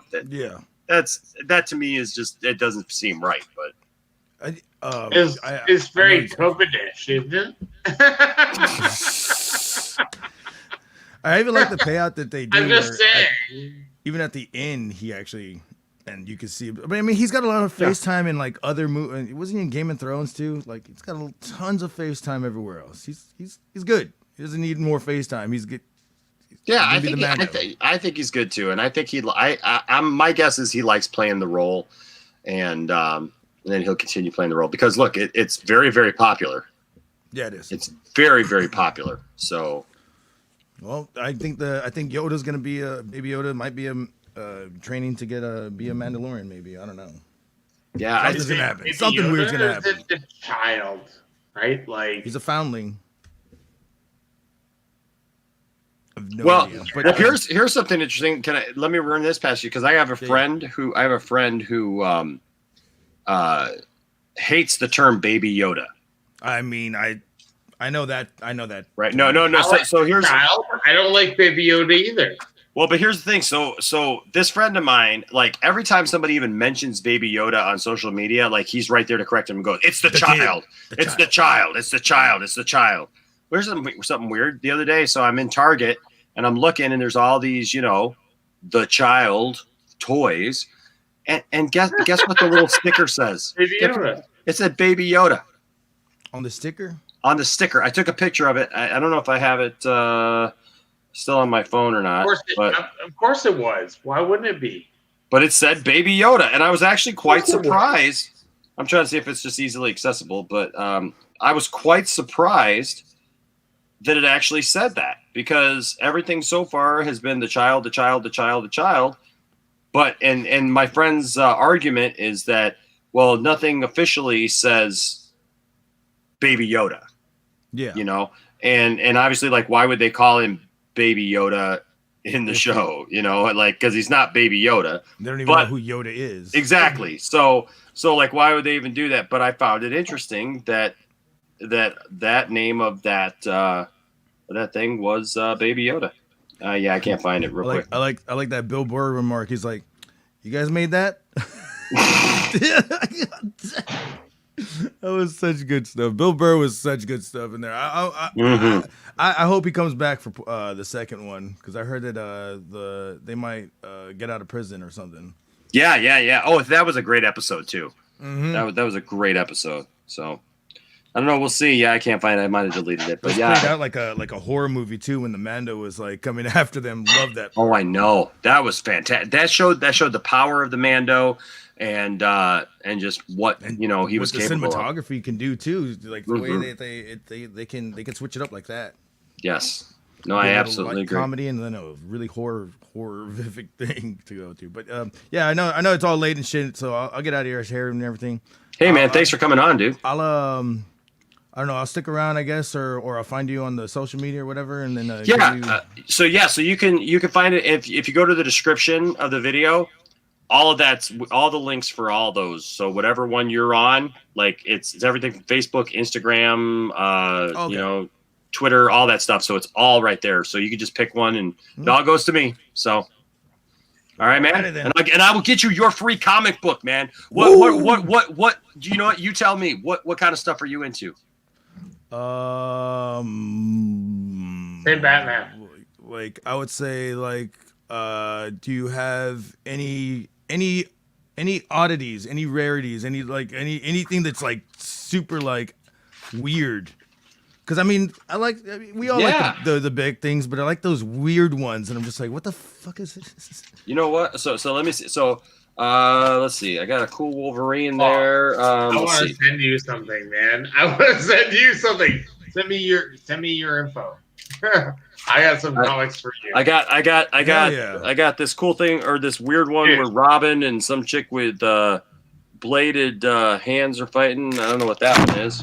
That looks weird and perfect. I got that. I'm trying to see what else I got here. It's weird. Yeah, it's kind of strange. Yeah, because Crush It sent all these and send me your shit. I'll send it in the.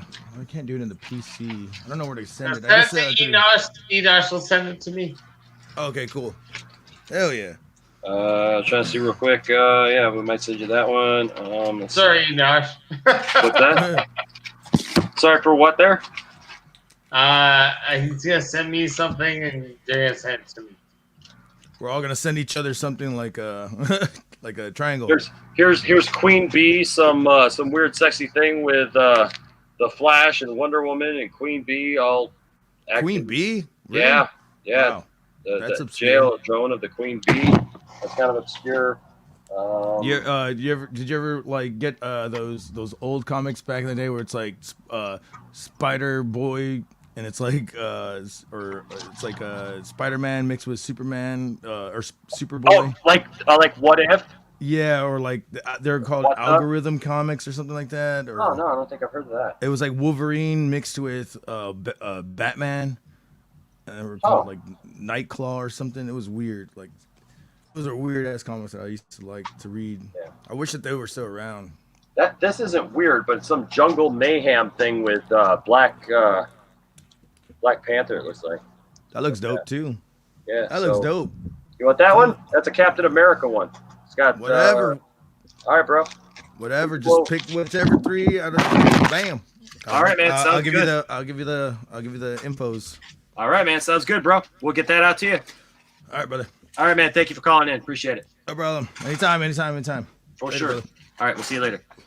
Yeah, guys, and that's Garguts. He's a friend of the channel for sure, and you guys too can win a free comic book, one every week. We give away a free comic book around here, man. Right, Tony? Yes, we do. Yes, we do. Yes, we do. We give away a free comic book every week, courtesy of the Miley store. And our good friend I don't. You do. No, you don't, but I do.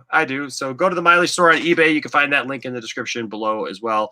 And that, of course, if you go there, you know what? He's got a lot of great items and stuff, and you get 10% off your purchase if you mention the Poindexter Lounge, or if you buy toys on the Miley store, you buy two and get one free.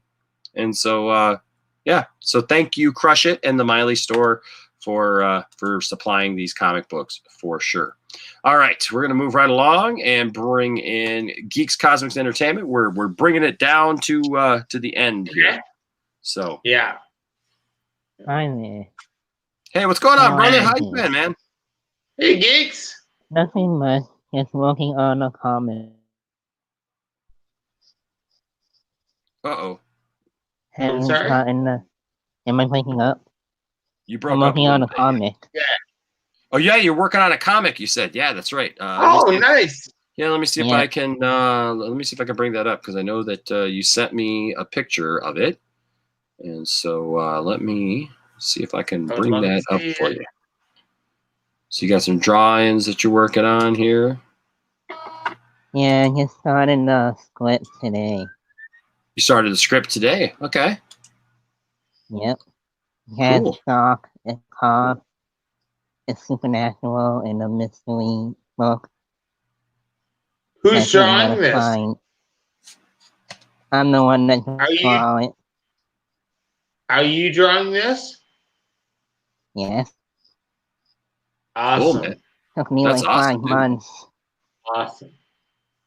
5 months it took me, which was difficult. Yeah, man. Well, that looks good, dude. Show me more. Show me more. I don't have more right now, but I will have more next week. Okay. And literally was doodling and sketching out the characters. That one, they like a lot of laces on it. It Cool, took me man. A long It time. looks really, really awesome, man. That looks really awesome. It's better than anything I can draw. Fine to buy. I like it. I I like it a lot. Neil Gaiman. Oh yeah. Yeah. Neil Gaiman. Yeah. No. Yeah. I like it. I like it a lot. It's gonna be called Jazz Doc. Well, I'm sorry. What was that? You broke up a little bit. Me? You broke up a little bit there, man. It's gonna be called. It's gonna be called Jazz Doc. Okay. Like Did you jazz put the- and music. Okay. Cool, man. And Doc. And it's gonna be a horror book. Cool, man. Well, I look forward to In a seeing. little bit. I look forward to seeing what you put together with it, man. Yeah, it looks really awesome. I'm glad you like it.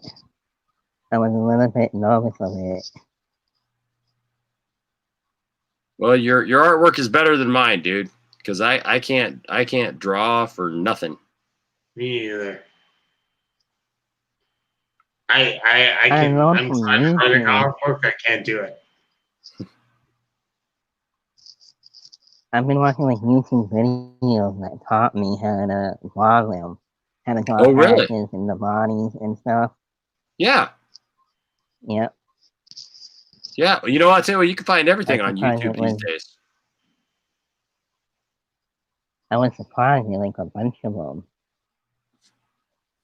Yeah, it's amazing what you Even can learn on Stan Lee YouTube. had a Stan Lee had a video too that teach you how to draw back in the day. Yeah, it's surprising what you can learn on you. It's surprising what you can learn on YouTube. I know my son pretty much taught himself to play drums by watching YouTube videos and tutorials and stuff like that. You learned this more back in the day, though, right? What? Back in the day. I meant like the Stan Lee video that he made, how to draw the Marvel way. Okay. It's the whole video is on YouTube that teaches you how to draw like Stan. Wow. Hey man, you're breaking up, man. I'm having a hard time. Yeah, I'm trying to hear what you're saying, but you're breaking up a little bit. Yeah, it's my Wi-Fi tonight. It's not working good. Wi-Fi sucks. I will come back. I know. I have really bad internet. Yeah. I walked by a guy in Walmart today who was trying to sell Xfinity, and I have Xfinity, and I've got the fastest, and it still cuts out on me, and it's still, you know. I have Verizon. What's that? I have Which one do you have? Verizon. Oh, you have Verizon. Oh, okay, you're using Verizon. Verizon. Yeah. And they said the same thing. Yeah, I walked past the guy in Walmart tonight, and he's trying to sell me stuff, and I'm like, dude, I already got it, already tried, and yeah, still does it. So there you go. What are you gonna do? Yeah. What are you gonna do, man? It's just sometimes it cuts you off. I get kicked off here all the time, which is a lot of fun when you're live, and all of a sudden you just get kicked off. But, Oh, that happened to me. Yeah, it happens, Happened to man. me last Friday with Brian and 231. Yeah. It just randomly took me off when I'm doing the podcast. Yeah, when you're doing StreamYard. Super late Okay, man. Well, hey, thank you for sharing the art with us, man. I definitely appreciate it. And come back when, like you said, if you got some more next week or whatever, I'd love to see it, man. I'd love to see where you're going with it and how it's progressing and That's great. and what you're doing, because it looks good, man. Looks good. Keep up the good work, bro. Yeah, all right, buddy. super good. Always love having you on, Geeks. Like it. Absolutely, man. I always I always love having you on, man. So you just keep doing what you do. You keep doing what you do, and yeah, man, show us some more stuff next time you come on, okay? I love it. I sure will. All right, buddy. Yeah. Follow it next time too. Awesome. Have a good night. Right. Awesome. You too, buddy. You have a good night, geeks. All right, we'll talk to you later. Thanks for having me. You're welcome, buddy. We'll see you later. All right. I always love having him on, man. He's he's got a great channel. Awesome. Yeah, he's got a great channel. His art's great. For sure, man. He's got a great channel, and he's always got a great guest of panels, great panel guest on there, and really good. All right, so we're gonna move right along. We got two left. We got Adrian here. What's up, Adrian? Evening, gents. How are you? Good, man. How are you? Are you, Adrian? I'm good, thank you. Now, where are you calling us from, man? I don't know if you heard of it. It's a little country in the UK called North Wales. Oh, you're in the UK. Nice. Yeah. Very nice. Like nearly, it's a process of elimination getting on the show because of the time you show it over here. It's like you start showing at 4 o'clock in the morning here. And when I wake up, it's like you're coming towards the end, and it's like nearly 7 a.m. now. Yeah. Oh wow. So you're up early. Heck no, yeah. He doesn't get to be in most of the time because it's early, and you're usually off by now. So he gets to be in. Oh, I got you. Okay, awesome. Because I tried to get in once before, but you said you must have been on for a while, and you said next time. Yep. Absolutely, man. Glad to see that you pop back in here, man. Nice to see you, my friend. Sorry. Nice to see you.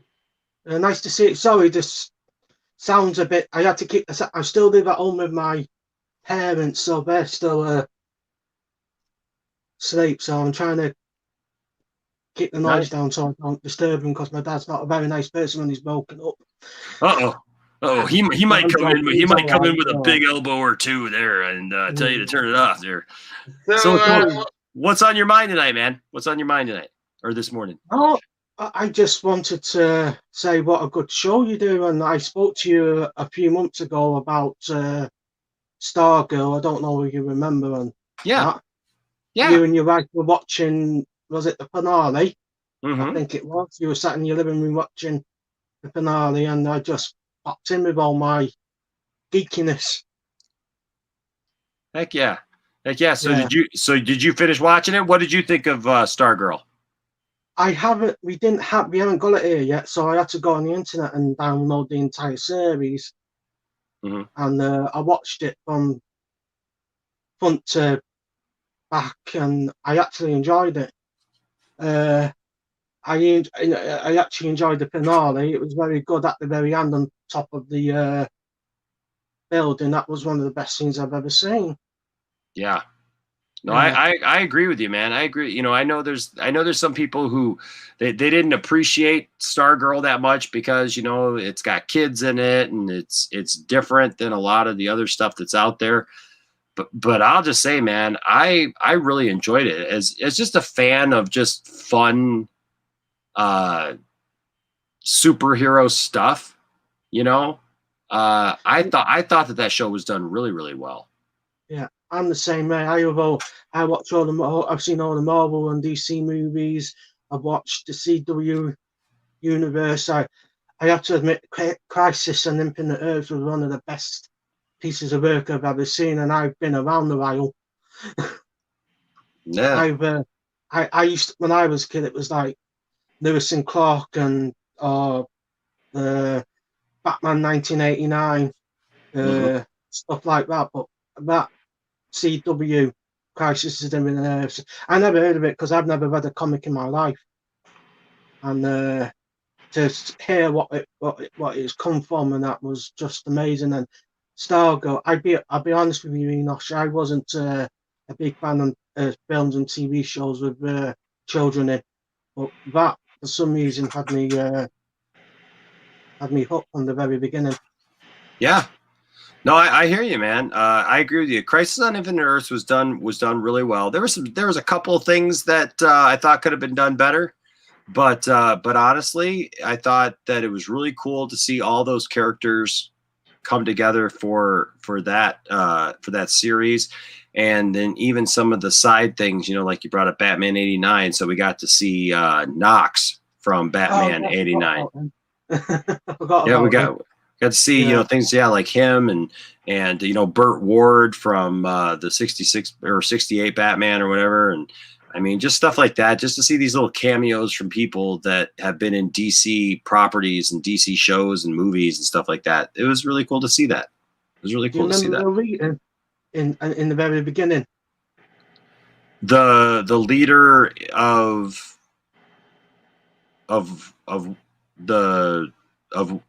who? Will Wheaton, Star Trek. He was holding the bar. Will Wheaton. I thought you said the leader. Yeah. Okay. Yeah. I apologize, Will Wheaton. Yeah, Will Wheaton. Oh yeah. Will Wheaton. Yeah. Yeah. It's just to see. I see Star Trek, Batman, like you say, Knox from Batman, and Burt Ward from the '66 Batman. I've seen all of them over the past couple of years, and to see that is fantastic. Yeah, just to see them bring in those guys was just awesome. So yeah. I don't want to keep much of your time. I know I don't know what time it is in America, so we just hit 3 a.m. We just hit 3 a.m. where we are. I'm just getting up. They're just waking up. It's 3 minutes past 7. So you're in the future. You're in the future. Tony's in the past. I'm like, it's like we're having our. Like 3 o'clock. we're having our own Crisis on Infinite Earths here. You're in the future. Tony's in the past. I'm in the present. Like 3 o'clock in the morning. You should both call yourself Marty McFly. I like that. I like midnight. It's midnight here. Jesus. I know. Christ. See, you're gonna get more sleep than me, Tony. It's only midnight. I know. You're gonna get more sleep than me. You're gonna get at least 3 more hours than I do. Yes, I am. Yeah, I'm just about to start my day, and you two are going to be going to bed in whatever time you finish. Yeah. So how is Tuesday going? Let me know how's Tuesday going so far. Yeah. Well, at the minute we've got to go back into a national lockdown in Wales. A 2-week lockdown. God, so I hate Tuesdays. So from Friday just gone up to the 9th of November, all of us have to stay indoors. You're only allowed out to go to work, get shopping. We've even stopped the selling non-essential items. So you can't even go out and buy a DVD. Really? No. Okay. There was one tell you what we are in my province of Canada. Oh, I've got family in Canada. Every province is different in Canada right now. Ontario is locked down, but where I live, masks are not mandatory, but most people wear them anyway. Everything is open. And that's about it. It's basically as normal, but everybody wears a mask. Yeah, that's it. It's same here. Every time you walk in the shop, you have to wear a mask. If you don't wear a mask inside the shop, you'll get fined. But before we got locked down, we were in what we call a local lockdown. So there's a lot of shops that I don't have to wear a mask in. Yeah. Which I'm happy about. You have to, because we have our own. We have what we call a first minister. We don't take orders from the UK government. We have what we call a first minister, a Welsh first minister, and throughout the pandemic, he's done all right, but he's totally screwed up on this what they call a fire break lockdown. He's just like I say. There was one lady who went into a Tesco which is one of our supermarkets. I think you call it Walmart or something. I don't know. Okay, yeah. And she wasn't allowed. She wasn't allowed to buy sanitary products. She was refused sanitary products because we said these products were non-essential. Sanitary products not essential. What's stupid? But the Welsh government have gone on the record yesterday to say that's not what we said. We said you sell these items at your discretion, and we apologise for this lady being so upset. So I tell you what, at the minute it's not going well, and we're only about nearly four days in to this lockdown. So I don't know where it's going to go, but I can tell you one thing, gentlemen. I can't wait for the 9th of November. That's when we get out of this this rubbish. Why the 9th of November? That's because it's only 2 weeks. We started on 6 p.m. on the 23rd, and whatever time we come out on the 9th of November, which is about, is it 14 days away now? I think 13 days away now. It's just to try and stop the virus at its peak, because in the UK we're spiraling out of control. We're getting cases are getting high again, like in all over the UK, here in Wales, in England, in Scotland. Sure. So it's just, I don't know what it's like in America, but it's just getting out of control over here. Well, in America here, it's kind of all over the place too. Like it's different from state to state. I'm in Michigan, and so we still have to wear masks to go into stores and places. But other than that, I mean, life is pretty much kind of back to normal. I mean, people are working.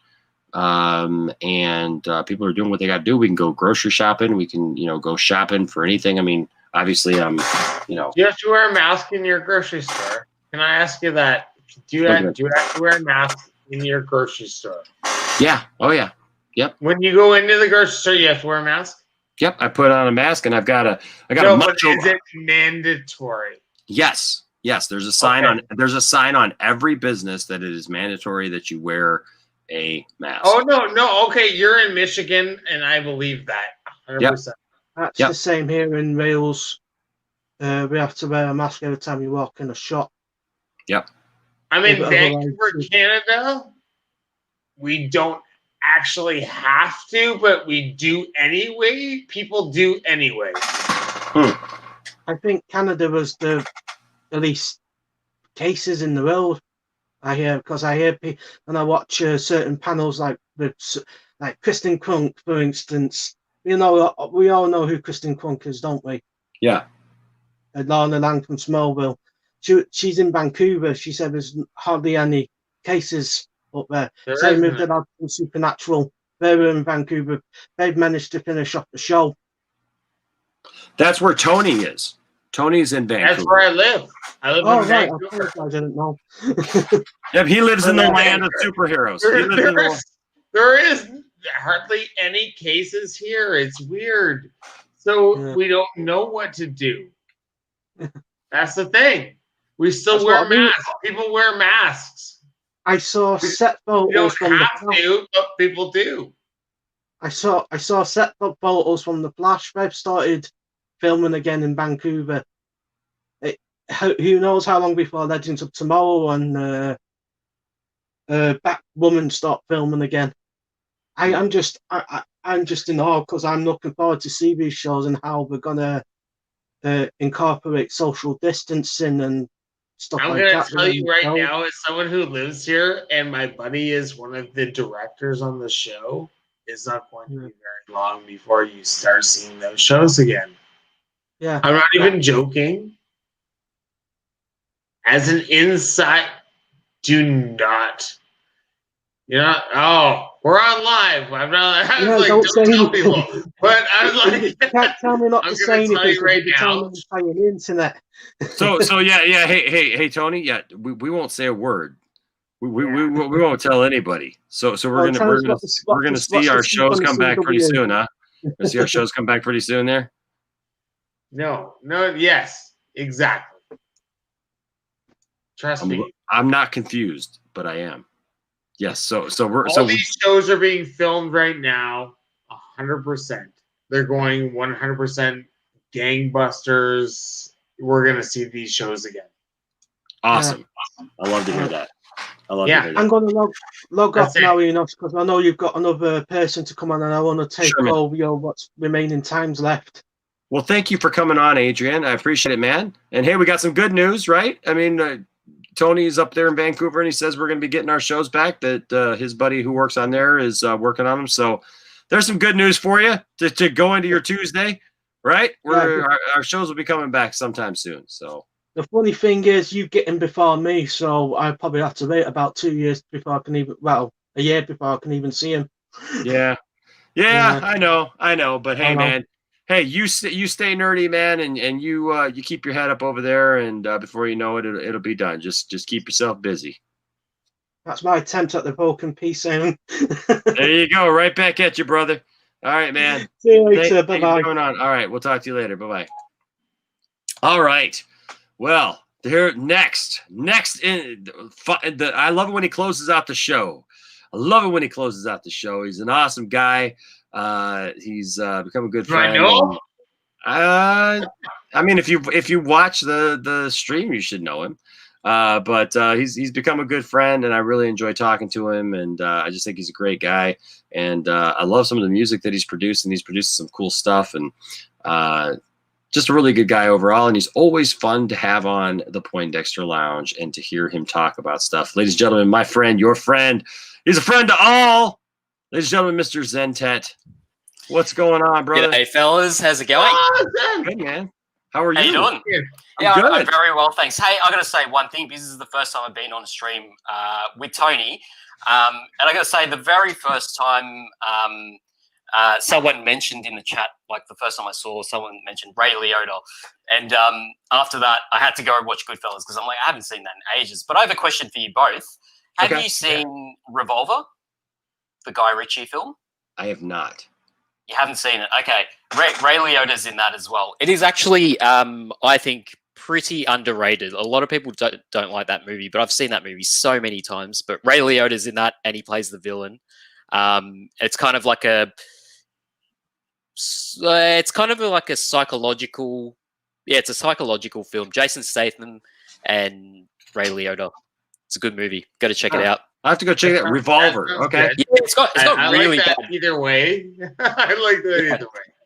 Oh yeah, it's got really bad reviews. And you got to really like concentrate. It's got it's also got what's his name? Andre 5000 from that Outcast. Yeah, from Outcast. I love Andre 5000. Yeah. Right.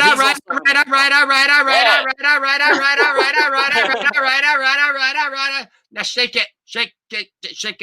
Shake. So he plays like a pretty serious role in that as well, and it's it's a really interesting. Wait, hold on. He doesn't go around saying all right. Not like Matthew McConaughey. That would be cool, man. Put Andre 5 or is it 3000? Andre 3000. It's escaping me now, and I'm gonna. All right, so yeah, it's gonna annoy me now. I'm just gonna say 3000 just for the sake of it, but Andre 3000 along with what's his name? Who you just mentioned? Ray Liotta and Jason. The blonde guy. All right. Oh, Matthew McConaughey. I'd love to see them both in a movie together, and they encounter each other, and they're just like, all right. Yeah. Someone should totally do a remix of that. Hey, I think I might do it. That would be amazing. There you go. All right. There you go. All right. Absolutely. All right. I won't keep you guys long. I know you guys have been streaming for 3 hours, 17 minutes, and 45 seconds as of now. Look at you. You're on it. You are on it. Yeah, I know. I can see it. I can just see it in the top corner. Yes. That top corner. I just have one quick sort of question. And again, like it's a DC thing, and yeah, I know I'm a one-note character, but that's what I do. That's what I love, man. That's what I love. You know, it's what I love. He so loves DC. Yeah. a little bit. One of the reasons why I like this channel. Definitely don't do as much Star Wars, but I still jump on to listen to the combos. But yeah, so my question is, and it's Never rub another man's rhubarb. classic. Yeah. I actually just watched a little bit of that recently. I haven't finished watching it. I need to go back to it. But I need some more DC drops in here, so I'm gonna have to get that. But yeah. I So what's up, man? I was going to ask you a question. I don't know if Tony, you know either. I haven't been keeping up as much with the news, but so Snyder's universe, is that going to be?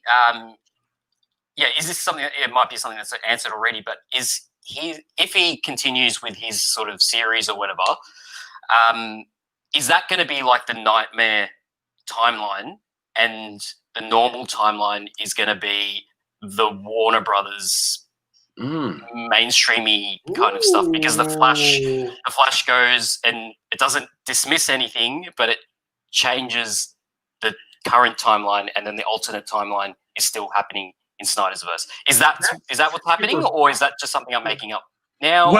Well, they haven't really said yet, man. To be quite honest with you, they've just kind of put it out there, and honestly, the way that I think everybody feels about it, as far as like the fans, is that once Snyder's Justice League is out there, that's the timeline, right? Yeah. Screw Justice League. Nobody cares about that anymore. Nobody wants to see a continuation of that anymore. Oh, for sure, yeah. And the thing is all the movies that come after, whether it be Wonder Woman 84, which is set in the past anyway, so it's not affected. Shazam doesn't have to be affected, because all Shazam does is mention Superman and Batman, and these heroes as just existing. And honestly, Birds of Prey is a direct result of no one's gonna watch the Snyderverse. The Snyderverse. But what I'm saying is that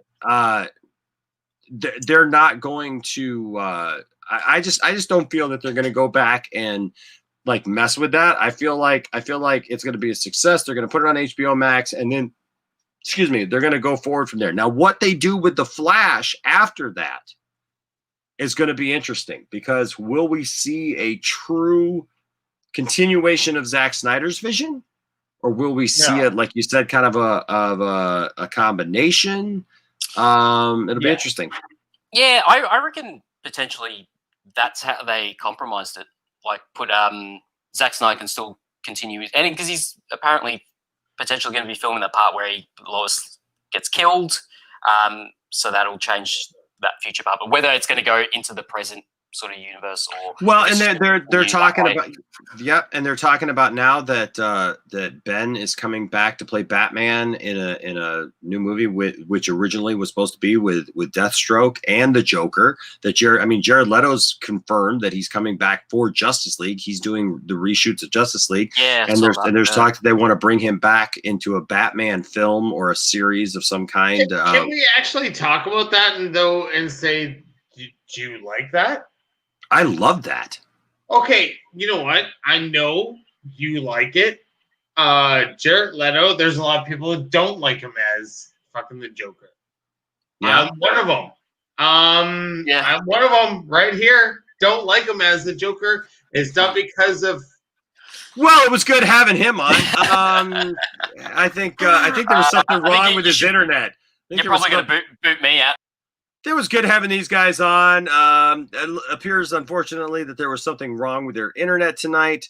But that's okay, because I can go on by myself. Don't need a lot of. No.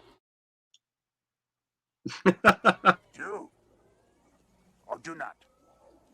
There is no try. All right. So this is the part where Tony comes into the stream and he's like, "Enosh, am I too soon?" Right. You need to change it. Don't bring Jared Leto back. No. Kind of like our intro to our big stream the other night. I saw that. Enosh, listen to me now. It's a stream.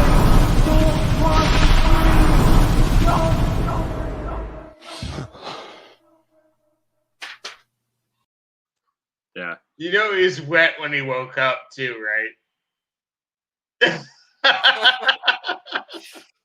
Yeah, I struggle. Like, I want to see the Aya cut. I'm struggling to see how the narrative is going to change for me, because I think that was my main issue. It wasn't really the fact that it sort of chopped. I mean, that was an issue, that it seemed to just chop in between scenes, but I don't know if the narrative was good for me personally. But I want to see it. I want to be proven wrong. So and with Jared Leto, I'm the same. I want to be proven wrong. I'm curious to see this Aya cut, or I'm curious to see him redeem himself. I'm not like one of those who's like, I see. I'm of the mind. I'm of the mind that I don't feel that Jared needs to redeem himself. I don't think it was ever Jared's issue. What I've heard most from most people is they say, well, I didn't like him. I didn't like him. Okay. Okay. But then they say he wasn't in the movie long enough. We should have seen more of him. Okay. Well, that doesn't mean that you don't. That doesn't mean that you don't like him. If you don't like, I know there's other people who say that they don't like the way he looked. You know, they didn't like his style. They didn't like, his tattoos. They didn't like that he had damaged across his head. They didn't like his grills. They didn't like stuff like that.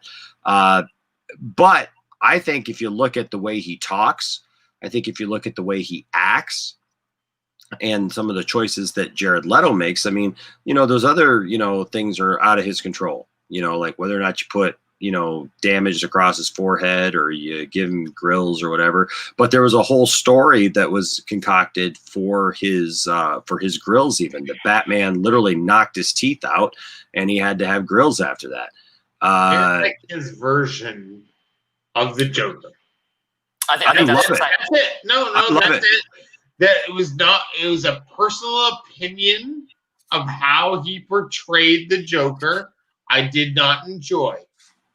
Not that he didn't do a good job at it, at what he did, but for me, no, that wasn't the Joker.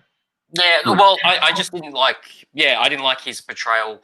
It wasn't that I felt like I saw enough. He did a great job acting. I've seen enough in what he played to know that it's going to be the same acting throughout the whole thing. The same portrayal, sorry, not acting, the portrayal.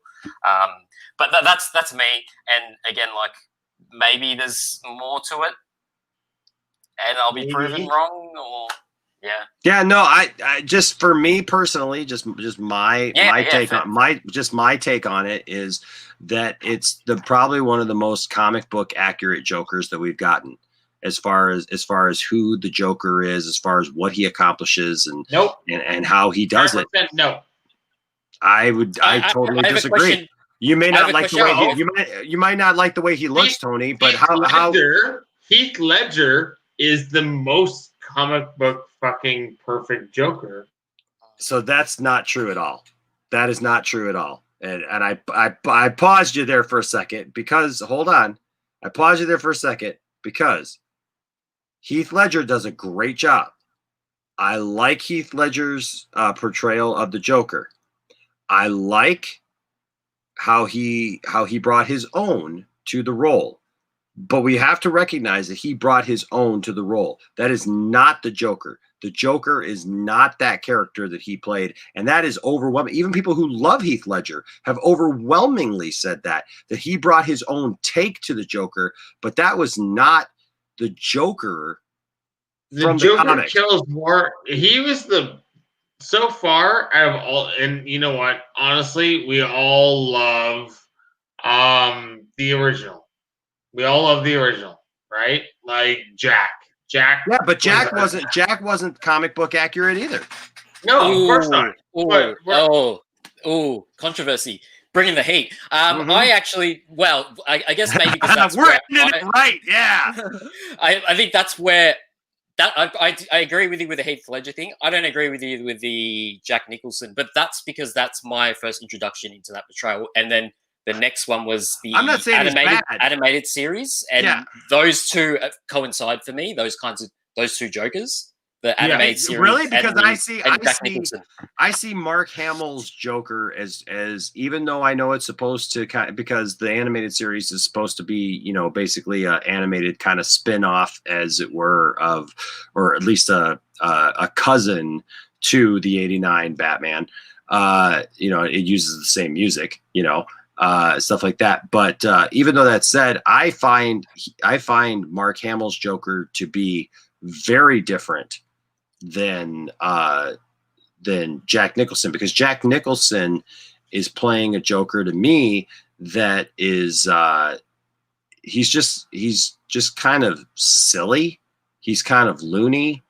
But he doesn't but he doesn't really, even though he seems to have a plan, like his plans really aren't that well thought out when it comes right down to it, you know. And it's like, yeah, I'm gonna put Joker gas and everything and kill everybody, but like when it comes down to it, like it's almost like he's a different person, because at the very end, like he can't even like bring himself to be able to navigate like how he's going to get on a helicopter, because he's being so silly, and like it's like his brain goes like some other place, and he's just whoop, whoop, whoop, ah, you know, and like he goes from being it's very theatrical. It's that very madman theatrical-y kind of thing. But that's what where in the animated series, Mark Hamill, that Joker is very calculating. That Joker is very much together. Like even when he has his moments of laughter and, you know, and whatever, he's very, very calculating. But you know, each Joker's different. Like Hugo says here in the chat, this is a great discussion actually.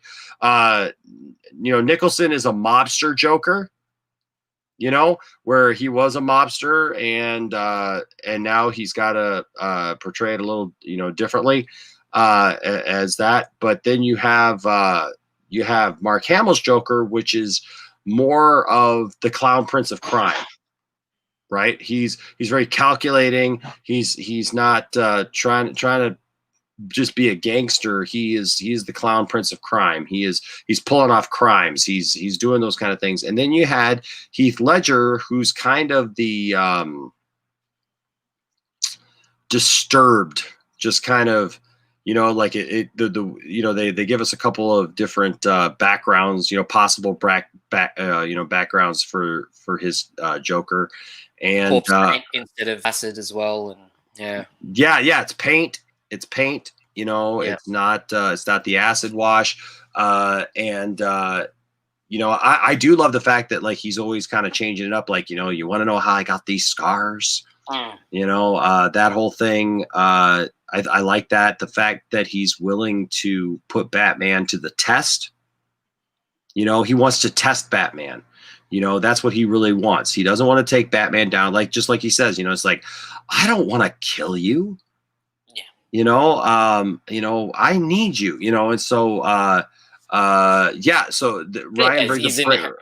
Ryan brings up a good point here too. Ryan coming in with some hot takes here between Hugo and him. Says Heath Ledger's Joker was more of a nihilist. Yeah, he just, like you said, he just wanted to watch the world burn. He just, for the sake of watching it burn, you know, but he's very calculating and he was ready for stuff. You know, when the gangsters were going to turn against him, he was ready for that. He had the bombs inside his jacket. You know, he was ready to go. Like, come on, you want to do this? You're all going to die with me. You know, like, I'm willing to die, but you're all going to die with me. And he had a plan where what I see is that, he says Heath is considered the anarchist. I also, Hugo, believe that he's a soldier with PTSD, disillusioned with the system after sure. Yeah. I agree with that one. Where I look at Jared Leto's Joker. And I see Jared Leto's Joker as being really, I mean, if you take away the tattoos, but even that, the Joker in the cartoon has been or in the comic books, in comics has been tattooed and had a lot of different things going on. Those weren't really my no, but I'm just saying as far as like the look, there's a lot of people are stuck on the look, to be quite honest with you. Sure. With Jared Leto, they didn't even want to give him a chance because they didn't like that first look at him. You know, once they got that, it just was like, oh my God, that's not the Joker. But if you look at how he acts and what he does as the Joker, like, he's unpredictable. right? Like he messes with people.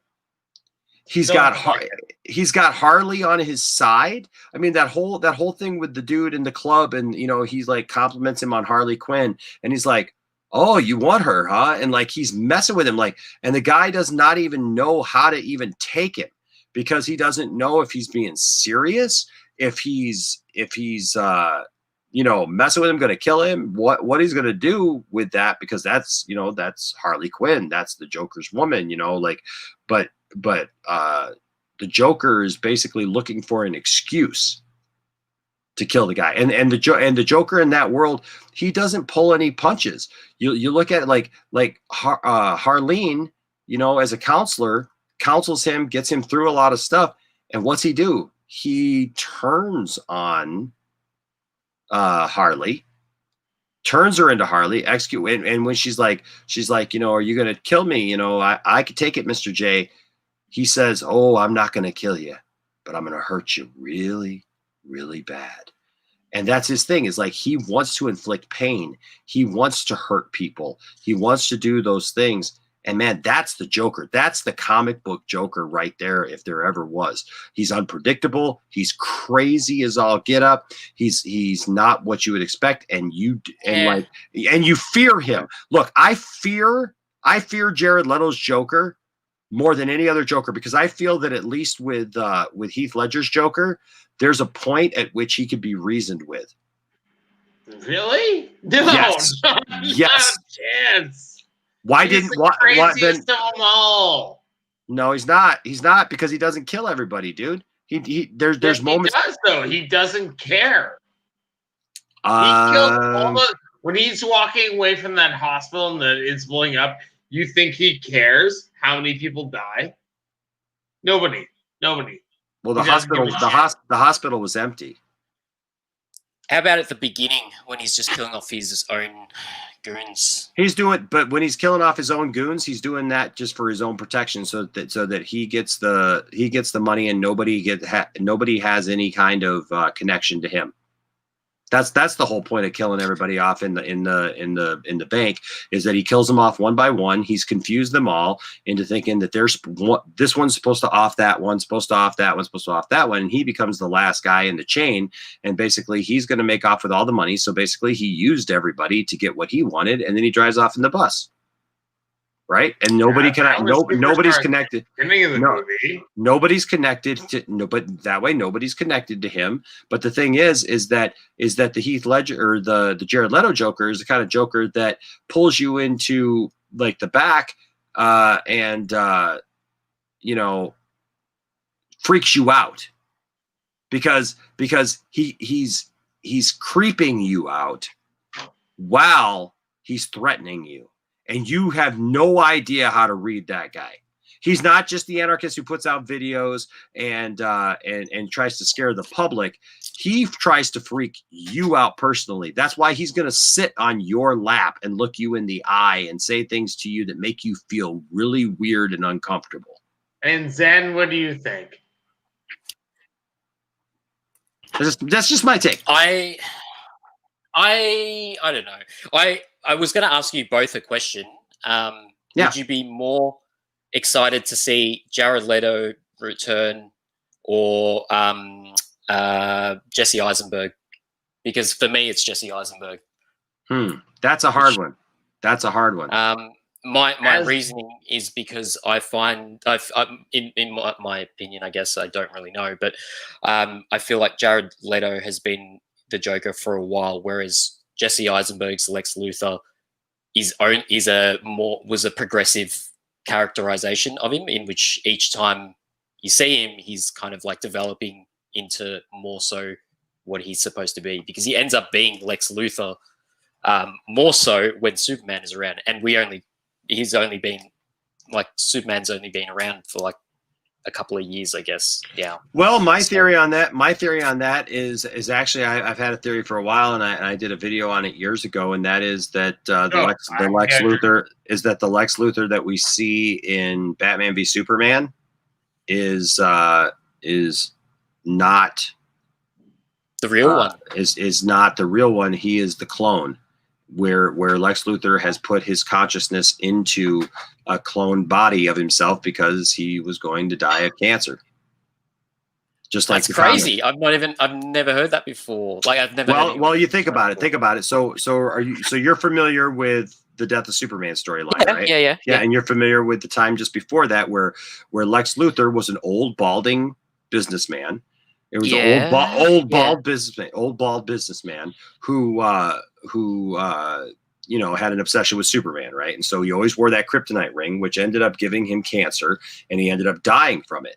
But beforehand, unbeknownst to anybody who was reading the comic at the time, he had cloned himself and learned a way to put his consciousness, his brain, into another body, which was actually an Australian guy who was named Australian guy.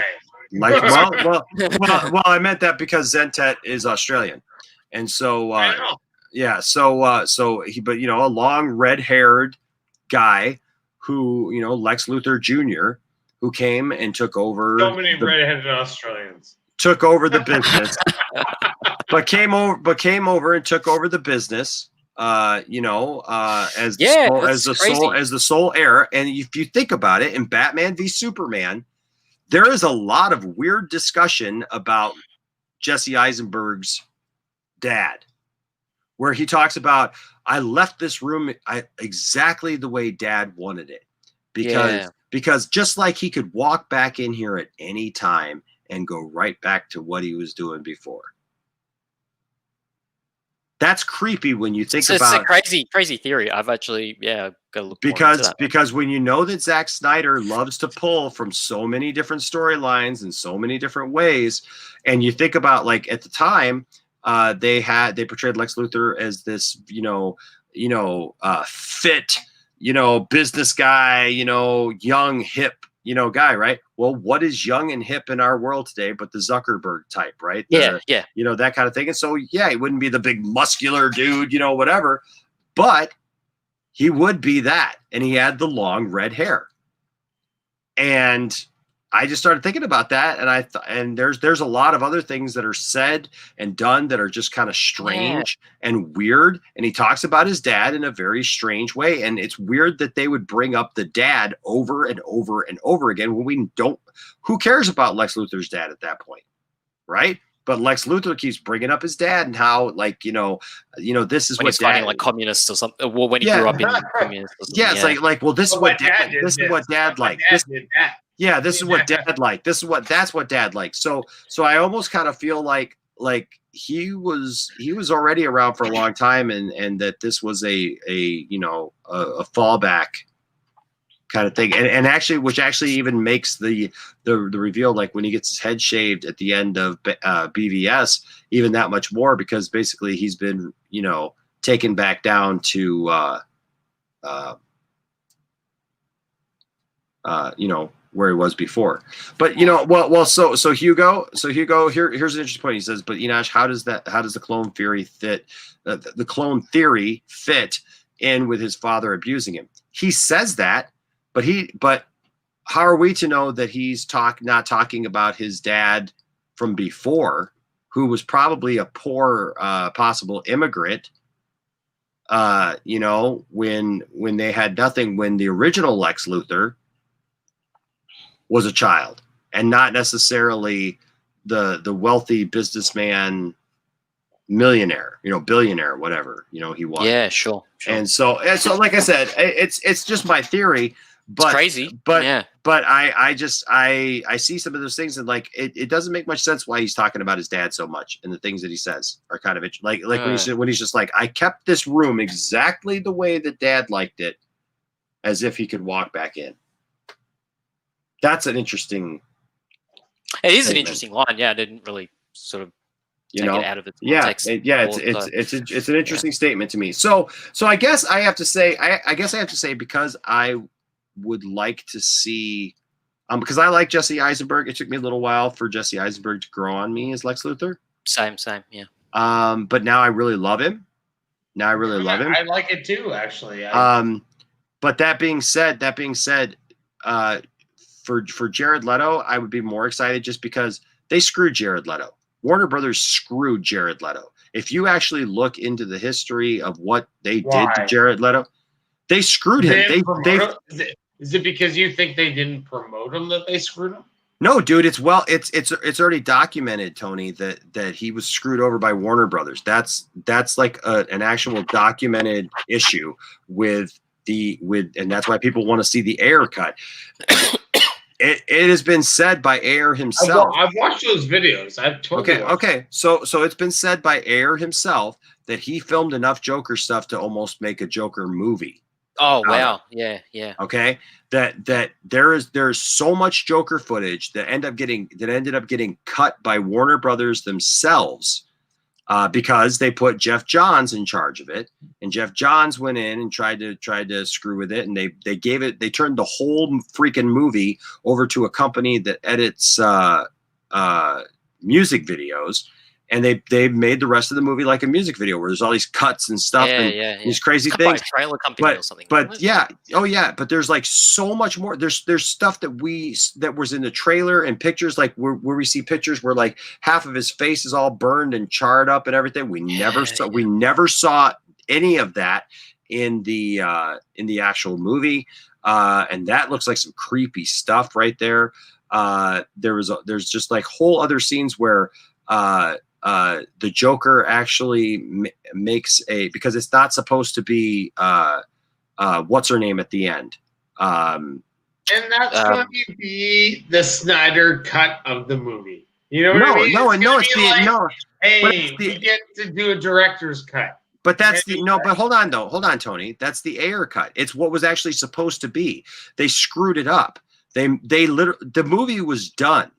The movie was literally done.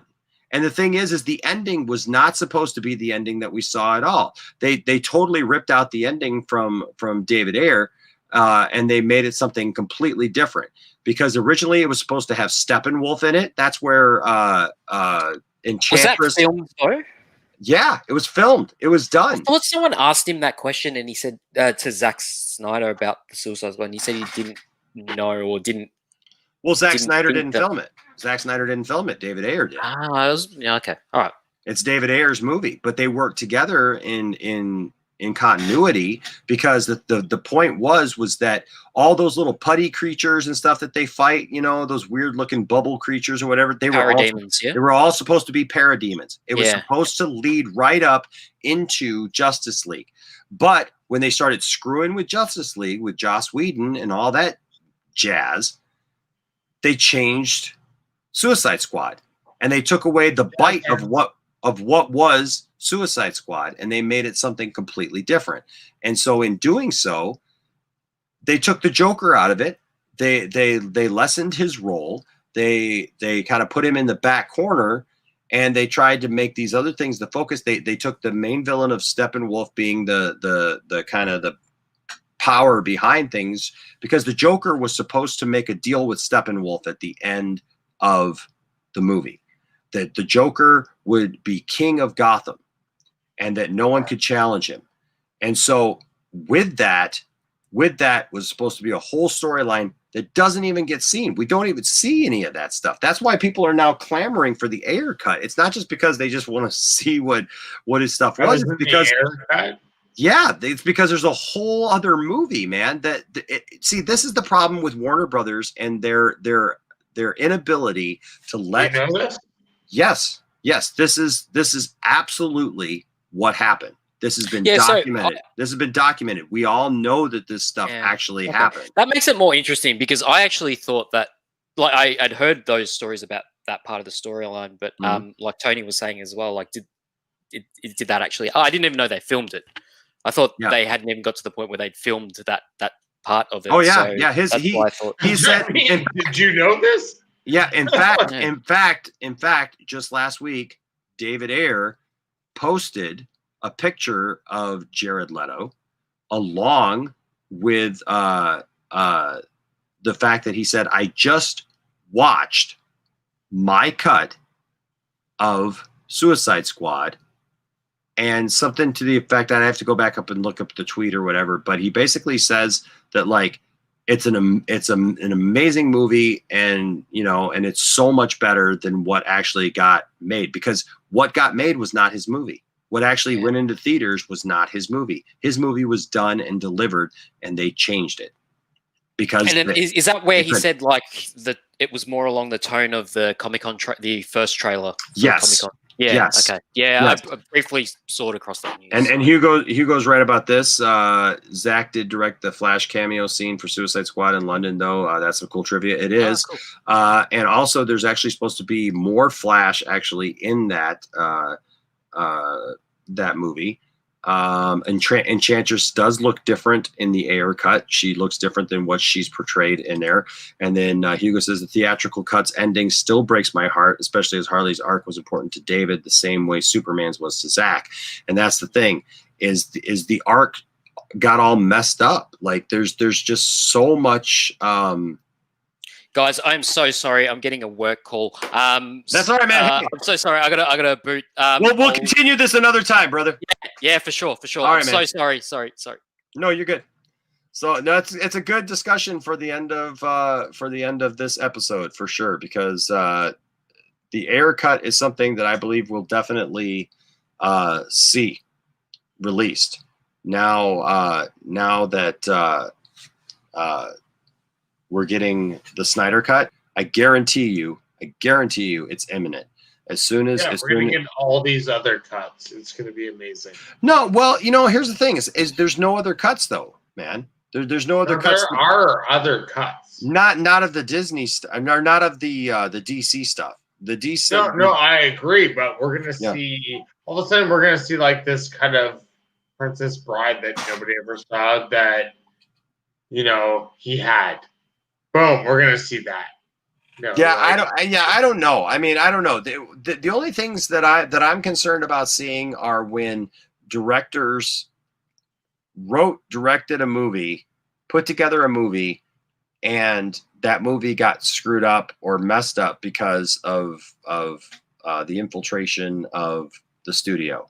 And all I'm going to say right now is, if you hear of any movie that is getting that director's cut, make sure you have the copy of it before it, because we all know what happened. None of us can have that cut anymore. Well, you have it, but I want it. Oh, the Star Wars thing. I will say this though. This is different though. So both the Snyder cut and the Ayer cut are different than just director's cuts. And we got to remember that. They're not just director's cuts. They were their own movies. They were done. Zach finished his movie. Zach filmed his movie, had it ready to go, and they completely changed. They rewrote 88 pages of script. When you rewrite 88 pages of script, that's not the same movie anymore. And so this is not going to be this is not just going to be a director's cut. This is a 4-hour movie, and the 2 hours, 95%, up to 95% of the movie is going to be different than what we originally saw. So even though it's going to be the same in name, as far as being called Justice League, and it's not just being called Justice League, it's called Zack Snyder's Justice League, but it's not going to resemble. I think a lot of the footage is going to be the same. It's just maybe put in different order. No, it's different, dude. It's completely written different. I love you, man. I love you, Tony. I love you, Tony, but you're wrong, man, because it's 88 pages of script were written differently. That's a different movie. Yeah, but I also think that a lot of the footage that they've already shot is still going to be used. It's not. Did you not hear Zack Snyder? See, so here's the thing that you got to understand. Zack Snyder said. No, I agree with all the differences, but I think there's a lot of footage that's There's not. Zack Snyder literally came out and addressed this already and said at JusticeCon, he said, I would rather burn the entire effing movie to the ground and have it never be seen by anyone than to use one frame of Joss Whedon's. They ain't using the old stuff, dude. They ain't using it. It's gone.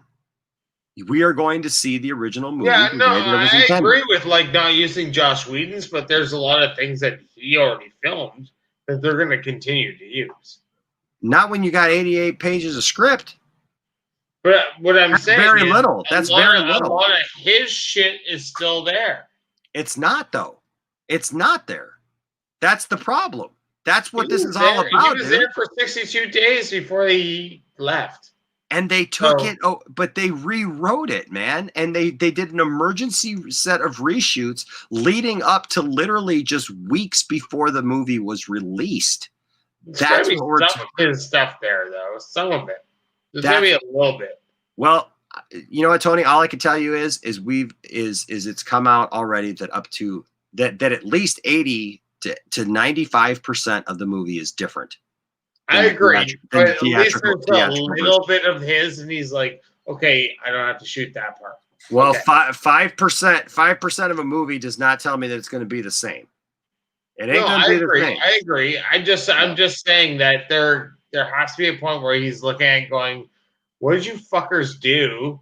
But okay, that's still good. You know, I'm looking forward to it. Don't get me wrong. I'm totally I know you are. I know you are. I'm just saying. I'm already in the group. You know? I know, dude. I know you are. It's just that you got to just remember that the reason why they are having to do what they're doing is because the movie was rewritten. It was redone. It was just, you know what I mean? So it's like anything that's in there is going to be minimal compared to what we saw. And so it's going to resemble in face some of what we saw before, but it's a different story. It's different villains. It's a different background. I think we're going to see virtually almost the same movie for the first half of it. Nope. Honestly. Nope. And I think we're going to see a way different ending. You're wrong. You're just wrong, dude. Because if this movie's 4 hours long, and it's already been said that the 2-hour version of this, it's 95% of that's gone. If you give me $2 and I give you back 5 cents, and I say, here's your 5 cents, right? And you tell me that $2 looks the same as the 5 cents, you're wrong. It's just 95% of the movie is going to be gone.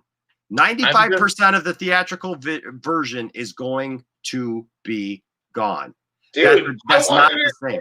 You do, but I'm just saying, this is my opinion. I think, it's different. Well, I think you were supposed to be on a different stream tonight because I think you were supposed to be on the vodka stream tonight because I haven't got my still yet. Trust me. I'm just telling you that it's just not true because 95% of the movie is different. 95% of the movie is different. Hey, I hope so too.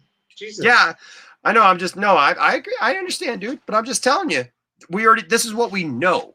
Look, one of the things I always say about the Poindexter Lounge is you don't see me talk about a bunch of stuff that I don't know. This is the stuff that's confirmed. This is the stuff that's confirmed, and that's why I will sit here and I will defend it to anybody and say, look, that this is where we're at with the Snyder Cut. This is where we're at with the movement, and and the thing is people are going to be blown away by this movie because it's not a director's cut. It is not an extension of what we saw from Joss Whedon. Joss Whedon screwed that movie up, and so did DC, and so did Warner Brothers, and now AT&T is riding the ship, and that's where we're going. So, all right. So that's where we're at. We are at the 3 hour 57 mark. I am done for the night. I thank you all. I appreciate everyone who has joined us tonight. Thank you to all of our guests. Thank you to everyone who gave in a super chat or anything like that. Remember, if you do that, you are put into the running. When's my t-shirt coming, by the way? I got to get you your t-shirt. Yeah, for sure, man. Well, the first month's got to process, but yes, you're right. So we do have memberships now and various levels of membership. Thank you to our members. I get a T-shirt for my membership. You sure Why are do. you not on the list? Because I haven't updated. I have the updated list. It's just not on there right now. I actually updated the list. And I forgot to load it. So, but you're on this list though. You're right there in the middle. Yeah, But yeah, if you there's different levels, and one of the levels you do get a T-shirt every month that your payment process is. The T-shirts are awesome. They are. We got a bunch of cool T-shirts here. They're awesome. At the Poindexter Lounge. I need a large, only large, by the way. Large. Okay. Yeah, large. I got you. Yeah, we got cool T-shirts by Mark Zeroh and Doomcock, and then we got a whole other plethora of T-shirts here. And I'm wearing one version right now. This is a special edition. I want the bottom left. The one that looks like a Superman. Oh, okay. Gotcha. All right, guys. Well, hey, thanks for everybody joining us tonight. I appreciate all that you guys do to support the channel, and I'm grateful for each and every one of you. Who won the free comic? That was Garguts this week. Look for a new nerd question to come out real soon. All right, and I think that's about it. Thank you, Cylon. You have a great night as well. And thank you to everyone who is joining tonight. Have a great night. Yep, you guys are all awesome. Stay nerdy. And remember what I always say, don't let anybody tell you that your fandom doesn't matter or that your opinions don't matter. Because you know what? As long as you're respectful to everybody and you're cool like that, you'll always have a place here in the Poindexter Lounge. Until next time, guys, stay nerdy. Bye-bye. Bye.